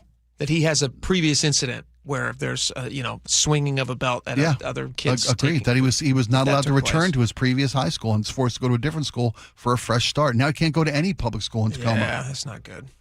Anyway, a tale of two Bales. There you have it. Can we get into a tale of two Dan Sullivans? This is like a theme. I didn't realize we were going to do this as a theme. I didn't either, but this is a crazy, crazy story. This is a great very story. Indicative of where we find ourselves in the political world we're living in. All right, so there's a guy. I had no clue about this. I don't live in Alaska. I've only been up there a few times. It's gorgeous, by the way, and I really highly recommend doing it. There's a guy named Dan Sullivan. He is Alaska's junior senator. He's up for re-election this year, and he's run into a little bit of a pickle up there in Alaska because his name is Dan S. Sullivan. Yes. Now, there is another Dan Sullivan, and this guy's a Republican. Is that right? He's a Republican. Yes, he is. There's another Dan Sullivan who is also running in Alaska, who has also listed himself as a Republican, and his name is Dan J. Sullivan. Yes. Of Petersburg. Now, this can be very confusing. It's not the first time we've ever seen something like this happen. Okay, sir, you're a Lebowski, I'm a Lebowski. That's terrific. There's accusations of collusion with the campaign of the Democratic senator from Alaska. Dan S. Sullivan, the junior senator Republican, is claiming that Dan J. Sullivan is working with a Democratic Party U.S. Rep. Mary Peltola. Mary Peltola, yeah. Who is the Democratic candidate for that position. That Senate seat, yeah. And they're saying that they're trying to get people divided on the Dan Sullivan vote. Split that Sullivan vote, yeah. Right. Which is a concern. Yeah, it is. And also hilarious. You can't deny it. Kind of funny. Yeah. I got to applaud the ingenuity. Yeah. Even if it's a bad idea. It's the stuff of screenwriters. It's the stuff of screenwriters. Something you'd come up with. We've seen You're it here. You're a clever guy. We've seen it here in Washington. This happened. You remember when this happened to Ferguson when he was running? I remember well. Do you remember there was like a whole thing about like lawsuits and Ferguson was not happy about this? Do you remember this? I do remember this. So Bob Ferguson was running. There was a couple of was it two other Fergusons who got onto the ballot as well? Yeah. And they with the intent to deceive or confuse voters. To draw some attention away from the Bob. If he gets just 5% of the Ferguson vote, Ferguson can't win. Yes. I mean, it's ironically, either of those other Fergusons probably would have done a better job, but we'll never know because Bob Ferguson ended up getting the job. Ferguson primary to see who was the best Ferguson for the gig. Maybe that's where we went wrong. Bob. So Bob Ferguson, who was Attorney General at the time, he made them go away. And I don't know what's going to happen in Alaska. Do you think he's going to get this? Is it Dan J. Sullivan? Who's the one that is the real one? Who's the real Dan Sullivan? I think the real Dan Sullivan. J. Sullivan's the newcomer. Okay, Dan S. Sullivan. Or S. Sullivan. Dan S. Sullivan is the actual senator. Dan J. Sullivan is the newcomer. Okay, is the newcomer. Yeah. He claims that it's his right to run. That's my name. You can't take it away from me. I can run for anything I want. And if I want to list myself as a Republican, so be it. Do you think that's fair? Fair and legal are two very different things. Do you think that should be... It's unscrupulous. It feels unscrupulous. It is. We've acknowledged it's funny. Yeah, it's funny. Good, but the idea of running for public office is to serve a constituency, improve the lives of the citizens you represent, not be funny, not to undermine a candidate's ability by using confusion to throw that into, or deception. Right. You're right. And there may not be laws against that. But it doesn't make it the right thing to do. It's a horrible thing to do. Yeah. And it shows a sign of weakness on the count of, well, if there's collusion between the Democratic candidate and this second Sullivan, because, you don't think that your policy stances, your positions are strong enough to win the electorate over, you have to come up with a split the Sullivan vote plan? That's your tactic? Well, according to AlaskaPublic.org, who published this news story, they said in a letter to Petersburg Sullivan, this is a confusing thing. The Junior Sullivan? Because one's J, Petersburg is the fake Sullivan. The Junior Sullivan. No. Junior Sullivan is the real candidate. Okay, he's the real confused. senator. He is a junior senator. That's Jay. Oh, he's a Junior Sullivan, but he's the Junior Senator, Senior Sullivan. He's the S, right? Yes. Senior Sullivan's the S. The Junior Sullivan. But the Dan J, you're right. He's the Junior Sullivan. That's even a further confusion. Right? So the Lieutenant Governor, Nancy Dahlstrom, who's a Republican, alleged that the state received credible allegations that he did not file in good faith. She requested he answer under penalty of perjury 7 questions about his name, his history with the Republican Party, and any interactions he's had with the Democratic Party. Okay, so there is law in place about this. Registering in good faith is a standard they set for candidates. That's good to know. It right? sounds like there's at least something that they could try to figure this out. Yeah. Because that would be confusing to voters. Did you work with the other party to try purposely, to intentionally to Do you have any background ever as a Republican? Why are you running today? Have you ever voted Republican? Is would be a good start. Moose meat prices have gotten crazy? I got to do something? Stand up? They have gotten crazy. Crazy. I don't know who your moose guy is, but mine is charging me a ton. I eat exclusively roadkill. Do you? Yeah. It's free. It's easy. Plus, cheaper. I'm helping the state. Good for you. Yeah. You know, that's a real job. I know it is. There are people out there. There's an emergency meat line. Yeah. That people will go, and if there's fresh roadkill, they'll call these numbers. Yeah. They have them in Montana. They got them in Wyoming. They must have them in Alaska. Sure they have. That's where I think it was started. And people will go and harvest the roadkill for usable meat. You bet. It's genius. You don't have to waste a bullet. And yet dangerous. Yeah, it can be. Yeah. You gotta watch out. Not without some cost. No. You gotta have a strong constitution for that.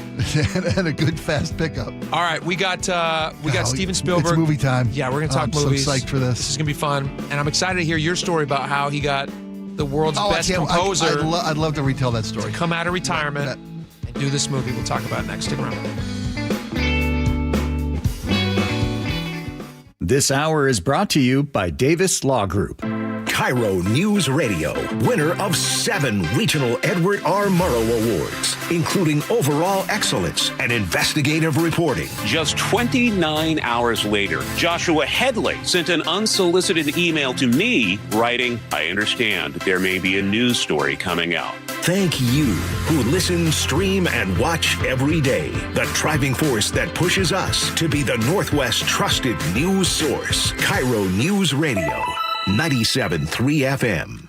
Hey, Jake Skorheim here. Summer means that I have a laundry list of exterior home improvements that I have to tackle. I got very little time to do it. Fortunately, the team in the red van has me covered. And of course, I'm talking about Valentine Roofing, the pros that keep me off extension ladders and precarious positions. If your summer home improvement list has a new roof, siding, maybe a gutter upgrade, you owe it to your home to give Valentine Roofing a call. They've once again been awarded the best in the Pacific Northwest for roofing by the Seattle Times in 2025, and it comes down to 2 things. They got the best product, which is backed by a lifetime warranty, and they have exceptional customer service, which they call the Valentine Experience. Seamless communication, meticulous cleanup, and extra mile service. And right now, qualified homeowners can take advantage of $0 down and 0% financing with 6 months deferred interest when paid in full within the promotional period. Financing subject to approved credit. Call 206 Roofing today to schedule your free estimate. That's 206 Roofing. And remember, when you see the red Valentine van, you know your home is in good hands.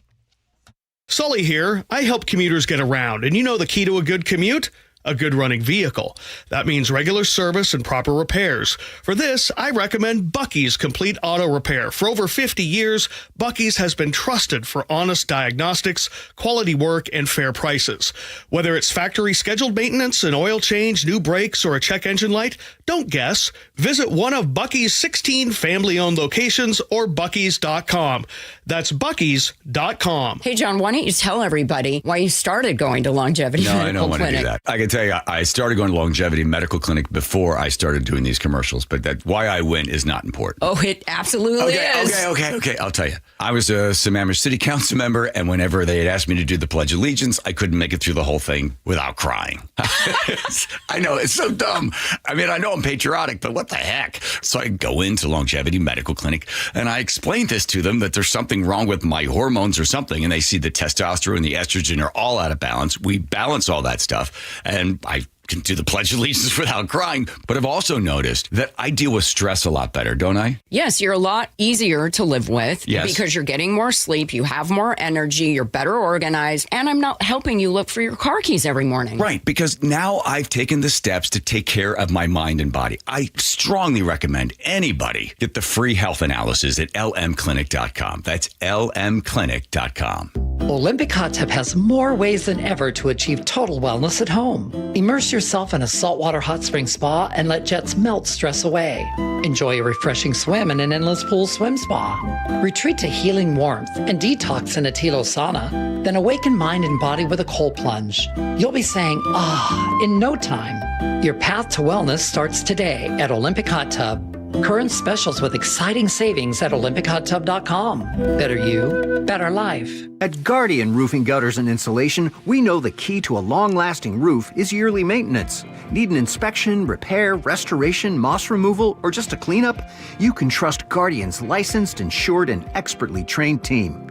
We offer free estimates, second opinions, and financing, giving you the peace of mind your home deserves. Call today. Our first-time customers can save $99 on our award-winning roof repair and cleaning service. Visit us at GuardianRoofing.com. You've worked hard, saved diligently, and now retirement is on the horizon. But will your nest egg go the distance? With rising cost and uncertain markets, there's no time for oversimplified plans. Hi, Jeff here with Madrona Financial and CPAs. Don't settle for a partial plan. Get the real deal by requesting your no-cost Madrona analysis today and discover what you may be missing. Call 833-673-7373 right now to request your analysis. That's 833-673-7373. Not all heroes wear capes. Some carry groceries, prepare meals, or simply hold a hand.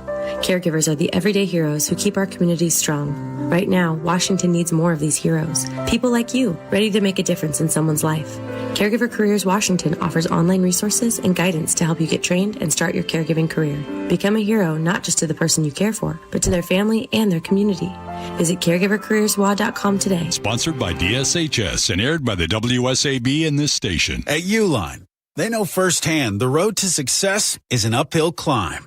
Uline started in the family basement, and through hard work is now North America's most trusted shipping and industrial supplier. They get what it means to have the support of reliable, hard-working partners. So they keep 41,000 items ready to ship. Whether your company is still in a basement office or expanding cross-country, Uline will be there on your road to success. Visit uline.com. Holy smokes! The On Cruise Adventures Rick Riz Show. What happened at the ballpark yesterday? Sparky's sitting on my scorebook here, my cat. Friday mornings at 8:15 on Seattle's Morning News. KIRO News Radio 97.3 FM Northwest News. Now, the latest from KIRO News Radio and mynorthwest.com. Good afternoon. I'm Aaron Granillo. Bill Gates testifies on Capitol Hill today, telling lawmakers he made a grave error in judgment by meeting with Jeffrey Epstein. The Microsoft co-founder answered questions in a closed-door session with the House Oversight Committee. Washington Representative Emily Randall says Gates cooperated, but she was not fully satisfied with what she heard. I think some of his answers show us that many of the men who engaged with Jeffrey Epstein only saw what they wanted to see. Gates told lawmakers he never witnessed any of Epstein's crimes. He also said Epstein tried to blackmail him using knowledge of his extramarital affairs. Sound Transit's deputy CEO is about to step down. KIRO News Radio's Frank Lenzi reports. According to the Seattle Times, Terry Mestis, who has been with the agency for 2 years, will leave on July 3rd. She's been working on so-called mega projects, including future SoDo and Seattle Center stations. Sound Transit hired her away from Los Angeles World Airports. She's been making $600,000 a year. Now she's reportedly heading back to Southern California. Frank Lenzi, KIRO News Radio. New data shows wages are rising in our states. The Employment Security Department reports the average annual wage climbed nearly 5% in 2025, reaching nearly $100,000. Officials say gains were strongest in sectors like tech, finance, and professional services. Seattle businesses are bracing for a flood of World Cup customers, along with traffic disruptions that could make for a chaotic month. KIRO News Radio's John Repp has a closer look. By the time Seattle's initial World Cup match kicks off on Monday, we'll already have a sense of how the city is dealing with the rush of fans. Erin Goodman is the executive director of the Soto Business Improvement Association. Some of the reviews aren't going to be positive, but I think overall, when people come to Seattle, they're looking up, they're looking out at the water, they're looking at the mountains. She tells the John Curley Show that this is essentially a global audition for future events. John Repp, KIRO News Radio. It's time now to check traffic. Here's Nate Connors. Well, thanks, Aaron. Seattle Sports has our update. Everett to Marysville, just under 10 minutes. You're crowded from 526 up to Highway 2, and eastbound 526 is still packed, leaving the Boeing plant. Getting to Everett from Seattle and Bellevue, right around 40 to 45 minutes on both routes. South 5 heading into Seattle. It's packed at Ravenna all the way to I-90. Linwood to Seattle, 25 minutes, and that includes a little slowdown through Shoreline. North 5 heavy at the Michigan Curve to the Columbia Towers. Seattle to Federal Way is a 35-minute drive with your typical backup starting at the Duwamish Curve down to 516. Bellevue to Renton on 405, plan on 25 minutes. And as you make your way into Federal Way on westbound 18, it's jam-packed at Military Road over to I-5. Just volume here. Search Seattle Sports on YouTube and click subscribe to get fresh video content daily. KIRO News Radio, real-time traffic. I'm Nate Connors. Mix of clouds and sunshine for this afternoon. Mostly sunny for the rest of the week. Temperatures climbing each day. Right now, 64 degrees in downtown Seattle. I'm Aaron Granillo, KIRO News Radio. Your best source for local news. You're listening to KIRO News Radio, Northwest News. All right, welcome back to the show. One of the eternal bonds that Spike and I share is that we both love films. We both love watching movies. We also both love eating food. It's a whole separate topic. Is cinemaphile, is that the right terminology for someone who's just a movie passionate? I think, is it cinephile or cinephile? Maybe. Okay. Cinnabon. It's somebody who loves films. Yes, cinema. Crazy. Something. We enjoy them. There's a new one coming out. Steven Spielberg. He's directing. This is crazy. This is 36th, either 35th or 30th. I think it's just 36th film as director, like official release films. Theatrical release. Theatrical releases, which is a lot, but maybe not enough, some would say. We want to see more Steven Spielberg films. Disclosure Day is what's coming out. It comes out Friday. Have you seen the trailer for this? I've seen numerous trailers for this. Okay. This looks Emily phenomenal. Blunt stars in it. Yeah. She's phenomenal. Also the guy from... what's the British show about the royal family? The Crown? Downton Abbey? No. Oh, The Crown? The Crown. Yeah. Crown, yeah. The Crown. He plays like a young Prince Charles. He's really good. Good actor. He's in it as well. The film looks great. I'm going to play a little bit of the trailer. The whole team. John Williams is back. You'll tell us about that in a second. Yeah. And then I want to get from you guys, like what you think the best Spielberg movies are. Here's a little bit of the trailer. I am much more inclined now than I was when I made Close Encounters to really believe that we're not the only intelligent civilization in the universe.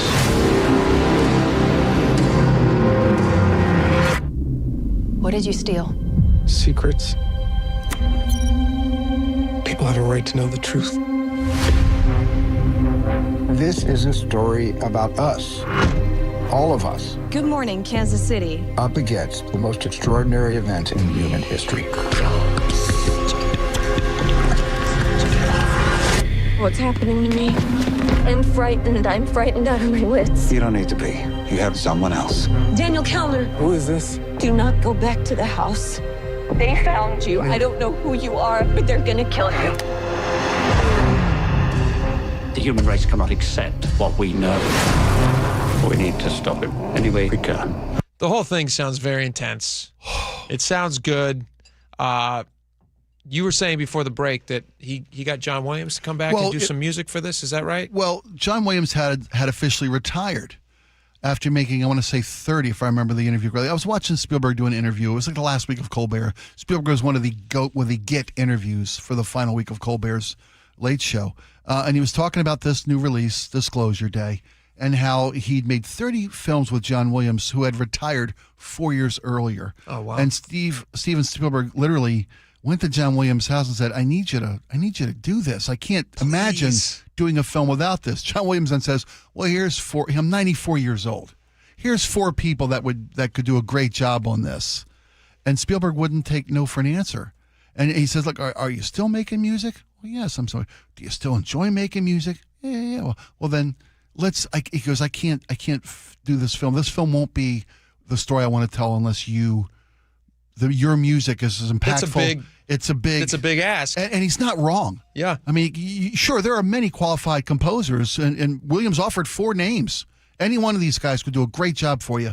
And Spielberg convinced him, this movie won't be the story I want to tell unless it's your music helping me tell the story. That speaks to how integral the music of John Williams has been to, if you look back at Steven Spielberg's body of work, and others, Lucas's body of work. Yeah. Without John Williams, that's not the story we're telling. Jurassic Park isn't Jurassic Park. That's what you picked. Oh, I knew you were going to mention it, so I had to let you go. It's not without this music. When you think of Jurassic Park, you hear this music. That's how good the music is. And that's what Williams has always done. Yeah. When you think of Jaws, you think of those 2 notes. Yeah. Donna. You asked, what's my favorite Spielberg movie when we talk about mentioning this release today and the story of John Williams making this the story that Steven Spielberg wanted to tell and couldn't tell without him. Yeah. I can't. The movie that changed my life maybe from Steven Spielberg, probably Jaws, because I was at the time 12 years old. On the East Coast, on the beach East all Coast, the time. and spent my summers in the ocean. And I have never been in the ocean after dark since that movie when I was 12 years old. Isn't that crazy? I cannot get in the ocean after dark. I will not. I won't even get in a lake. He really hurt after PR dark. for sharks. Sharks have taken a bad rap. Thanks a lot, Spielberg. Yeah. I feel the same way about dinosaurs. I do not go into a forest now without being worried about a T-Rex. And before, I would not have thought about it. And now, I can't go anywhere without thinking about a T-Rex popping out. You know how they made the sound for that, by the way? They recorded like 5 different animals. And just blended them. And blended them to roar of a T-Rex. So genius. Yeah. So An elephant, a bear. I mean, it's incredible. They picked 5 different growls and melded them together to make a T-Rex's roar. Weird that they don't know. Like, we all think about dinosaurs. We think they know so much about dinosaurs, but they don't know what they sounded like. No. How could they? I mean, they've reconstructed things, and I know they make like 3D printouts of their voice things. That was that was a nice touch. Yeah, that was a nice thing. That's probably not a dinosaur sound, but so is it safe to say Jurassic Park is your favorite Spielberg movie? I love Jurassic Park. I've seen Jurassic Park countless times. I also love that I can watch Jurassic Park with my kids. Yeah. I do tell him to turn away when he's like eating lawyers and goats. But yeah. I do, but the movies are phenomenal and they're just magical. And somehow, I don't know how they did it, but with computer graphics all the way back then, 30 years ago, they still stand up today, which they shouldn't, but they do because they did it in such a genius way. I don't think that would be my favorite Spielberg movie. Oh, yours is Jaws? No, well. Oh, okay. I mean, it's impossible. What's your favorite? If you had to pick one, E.T. E.T. Spielberg's good with space. Oh. He's good with aliens. He's good with space. And so this is a return to, if it is about aliens, who knows? We'll find out. Close Encounters. Close Encounters. Okay, so that I think is probably for me. Close Encounters? I got to say Close Encounters. No I'm going to play you a little clip from Close Encounters. There's just a rawness about that movie. A bunch of movies that were made in like the late 70s and early 80s had an authenticity and like a realness to them. Yeah. It didn't feel like you were watching a movie. It felt like you were really watching life happening. Yeah. Richard Dreyfuss is a genius in those early Spielberg movies. Incredible. So incredible. But 2 scenes I want to play from Close Encounters. One, the air traffic control scene, which is just perfect. The traffic is approaching head-on, ultra bright, and really moving. And right by us, right now. That was really close. Series 31 is out of 340 on the traffic path. Ask them if they want to report officially. EWA 517, do you want to report a UFO? Over. EWA 517, do you want to report a UFO? Over. Negative. We don't want to report. No, I want to keep my... Series 31, do you wish to report a UFO? Over. Negative. We want to report one of those either. Their reluctance to look crazy, even though they know something was in front of them. Yeah. And then this scene where Richard Dreyfuss and I don't remember her name, and I apologize. I should know her name. Melinda Dillon. Who was, the older I get, I look back, when I was a kid, I was like, she looks like a mom. Now I get older, I'm like, she was very good looking. She's a wonderful, wonderful, beautiful woman. Yeah, beautiful woman. She's the mom in A Christmas Story. She's the mom in A Christmas Story. She's That's perfect. the thing. When I watched Christmas Story when I was a kid, I didn't think she was attractive, and then I get older, and I'm like, she's a very good looking lady. Yeah. I mean, now she's very old. But this was, you know what? Isn't she in The Burrows? Is she in the Burrows? No, that's I not don't her. think That's so, not her. no. That's not her. All right. She passed away in 2023. Oh, well, then she's definitely not in the Burrows. Oh, I don't know. I haven't seen her playing there. I'm sorry. No, that was so tasteless. Apologies.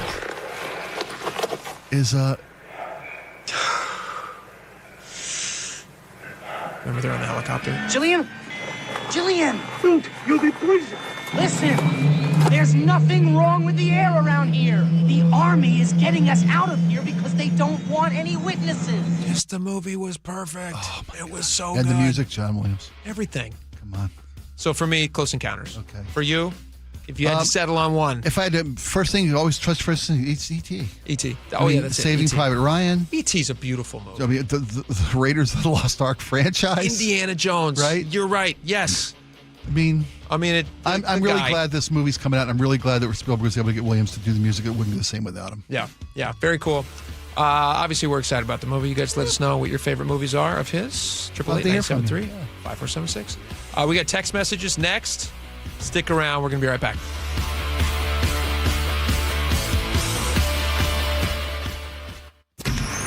Choke Points with Chris Sullivan. With Choke Points, we try to answer listeners' questions. It can be as simple as a neighborhood stop sign, or it can be as big as the budget for transportation. I don't care. I'll find the answer for you. It's really easy to get a hold of me at mynorthwest.com. We have a direct link there that gets right to me. You can also do it in the app. You can hit me up on the text line. Choke Points, presented by Carter Subaru. Tuesdays and Thursdays on KIRO News Radio 97.3 FM. Progressive provides protection for your boat and other outdoor vehicles so you can explore new things.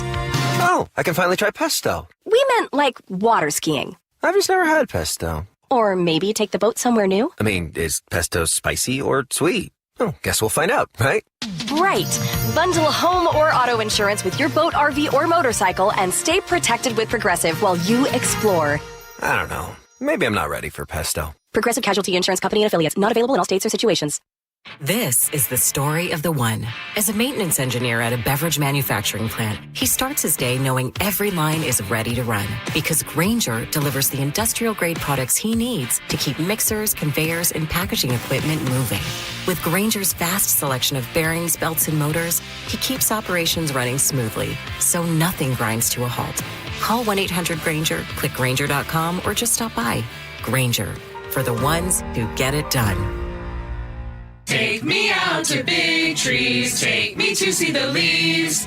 Privacy screens and evergreens, you already know they have thousands of trees. Big Trees for tree sales and transplants. Find Big Trees in Snohomish or BigTreeSupply.com. This is Lynn. She's always been active, maybe a little too active back in the day. When I was 19 years old and immortal, I stripped out all my ligaments and I had to have 6 knee surgeries, and that's on my right knee. And then my left knee finally gave out and had a torn meniscus. Years of pain followed until she saw Dr. Mark Wagner at Seattle Sports and Regenerative Medicine for stem cell therapy. I'm 4 months out and I have no pain in my knees, and I have had knee pain my whole life. I have no concept of what it was like without pain. It's a miracle. I'm totally thrilled. No pain, no limits. Dr. Wagner gave me the green light to ski again this year. I'm like, that's incredible. So I'm just so excited. After years of surgeries and setbacks, Lynn finally got her freedom back. I think he saved my legs, so saved my knees, and gave me at least another 10, 15 years to do what I wanted to. If joint pain is holding you back, find out what stem cell therapy could do for you with Dr. Mark Wagner, MD at Seattle Sports and Regenerative Medicine. Schedule your consultation at drmarkwagnermd.com.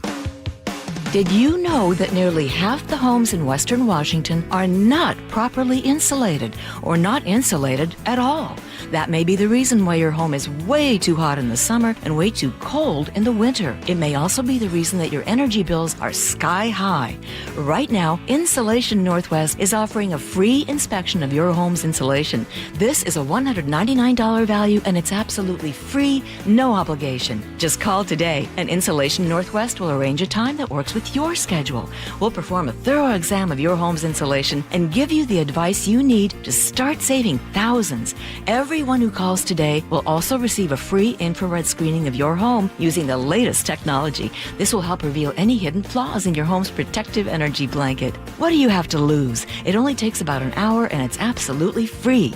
Call Insulation Northwest today, the real insulation company. InsulationNorthwest.com. KIRONewsradio.com. Eric Johnson here. I spent the past 30 years working to help make our community better informed, better protected when it comes to consumer issues, and better equipped to take on whatever life throws at us. That's why I love the free Washington Accident book series from Davis Law Group.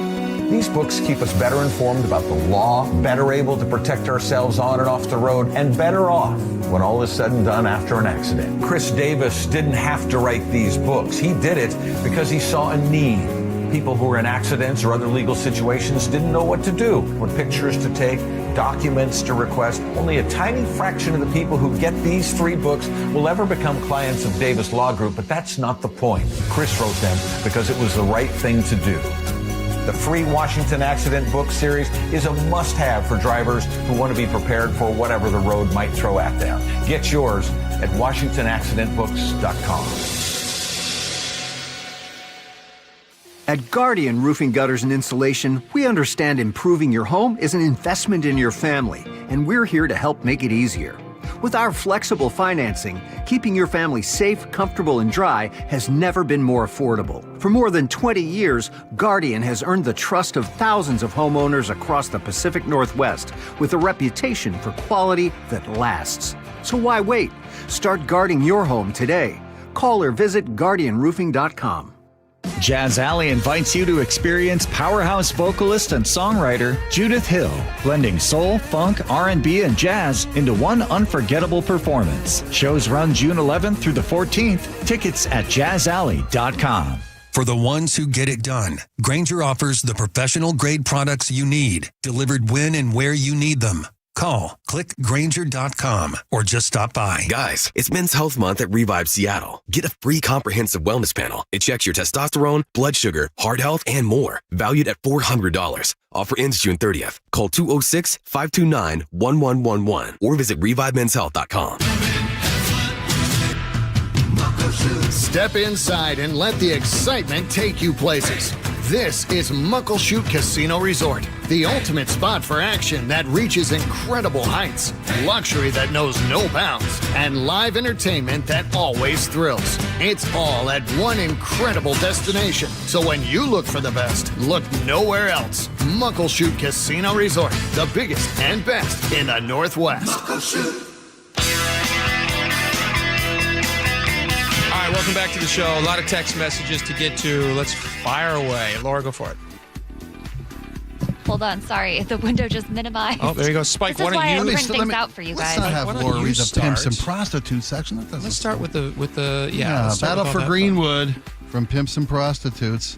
253 says, I've been a police officer for the last 15 years. We have been explicitly told not to enforce those laws. Specifically, soap areas stay out of areas of prostitution. My background was anti-human trafficking prior to law enforcement. I've been told by the city, and specifically the prosecutor, do not enforce. It makes me sad as a mother and an officer. Jeez Louise. I would love to reach out to 253 and see if they can come on. She said mother. Come on anonymously and give us a, pull back behind the badge kind of a moment. Right? Yeah, she said mother, so yeah. I was just trying to protect the identity. Those are incredible. Yeah, that's crazy. Go for it, Laura. Earl in T-Town says, go see if the Army Rangers that cleaned house on Hilltop in the 90s in Tacoma are still around. The only way to solve the pimp war is with a heavy hand. Let the cops go do their job like they used to. One of the things projected in the listed demands by the residents of North Seattle, Aurora Avenue area was some National Guard assistance, Washington National Guard assistance in this situation. If they don't have the police manpower, as they're being told, the neighbors being told, to stop this violence and this shootings in their neighborhood, bring in the National Guard. There you go. On Seattle's moratorium on data centers, Mark in Nisqually says, Jake, you might be happier in Utah. They're putting up a huge data center complex. It will be 3 times the size of Manhattan. Mark, I'm well aware of what this data center is. I have seen it. Utah's beautiful, by the way. 3 times the size of Manhattan? Well, that's not exactly accurate, but it is very large. Yeah. And at least the property that it sits on is very large. Mm-hmm. And it's in the absolute middle of nowhere. It's not going to be seen by virtually anybody unless you're on a hike for a great distance to find it. It will have its own power source, all these different things. Mark doesn't care about that kind of stuff. We are happy for his texts, and thank you so much, Mark. We appreciate it. Squally. Truck driver Phil says, you need to come up with a better chant, LOL. Stop the data center. Doesn't have a ring to it. Stop the data center. It's a mouthful. Yeah, it needs to be easy. That would be good. Just the sign-on? Yeah, just the AOL sign-on? On remodeling Seattle Center, Andy from Polsbo says Seattle Center would make a great data center. There you go.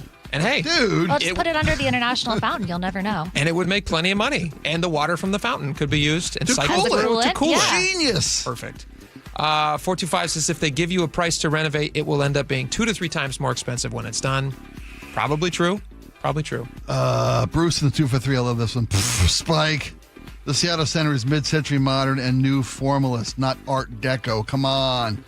If you need me, I'll be over there trying out new fedoras. Thank you very much. Did I say Art Deco? He says, love you guys. We love you too, Bruce. Yeah. That actually is true. Art modern. Deco would be like 1930s. You think like the Empire State Building? Yeah, I'm thinking mid-century modern. He's right. He's right.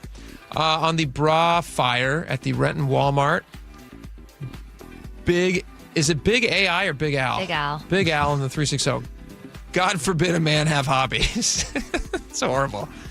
Don't go burning bras, guys. No, don't do it. That was the 70s. Jennifer in Buckley says, my husband delivers to that Walmart. It's going to be closed, which stinks because it takes away from his deliveries and his money out of our pockets. But I told him, it's okay. We can probably go there and get some hot deals on smoke-damaged bras. Sweet. Smoke bras. Very cool. Troy the 206 says, apparently those bras aren't resistant to hot flashes. That's pretty funny. Does the governor know? This next one, I can't read the whole thing, but I'll start with it. Erica M. says, are mystery solvers just like the Hardy Boys? And then they asked if people are getting a large clue. Stop reading. Yeah. Huge. 425 said, did he target the underwear utilitarian ones? The underwear utilitarian ones? Is that what that is? Wow. Underwear. Or sports bras. Or the fancy ones. So many ancillary questions. I don't know what any of that means. What does that mean? That means different kind of different support kinds? for different ladies in different situations. Yeah. Gotcha. Should we jump down to Spielberg movies? Do it. Sure. Yeah. Bernie says the West Side Story remake was superb, and I have to agree. And I didn't think they could outdo the original. Wow. They at least matched it, I think. Sure. I've seen it. Can I be honest? I didn't see it. The new one? It was good. I'm not like a song and dance movie guy, and I knew that's what it was going in. It's a musical. And, When you're a jet all the way. Well, there you go. Yeah. I'll vote for the Jets. Do the Jets win? Who wins? The Jets? Love wins. Does Love win? It's a musical. Actually, Love doesn't win, and then you cry very, very hard. It's Romeo and Juliet, people. All right. By the way, Terry Black John Diamond Curley, says, we got to go. John Curley's Saving coming up Private next. Ryan. Very good movie. Had We'll to see you say tomorrow. that. Bye-bye.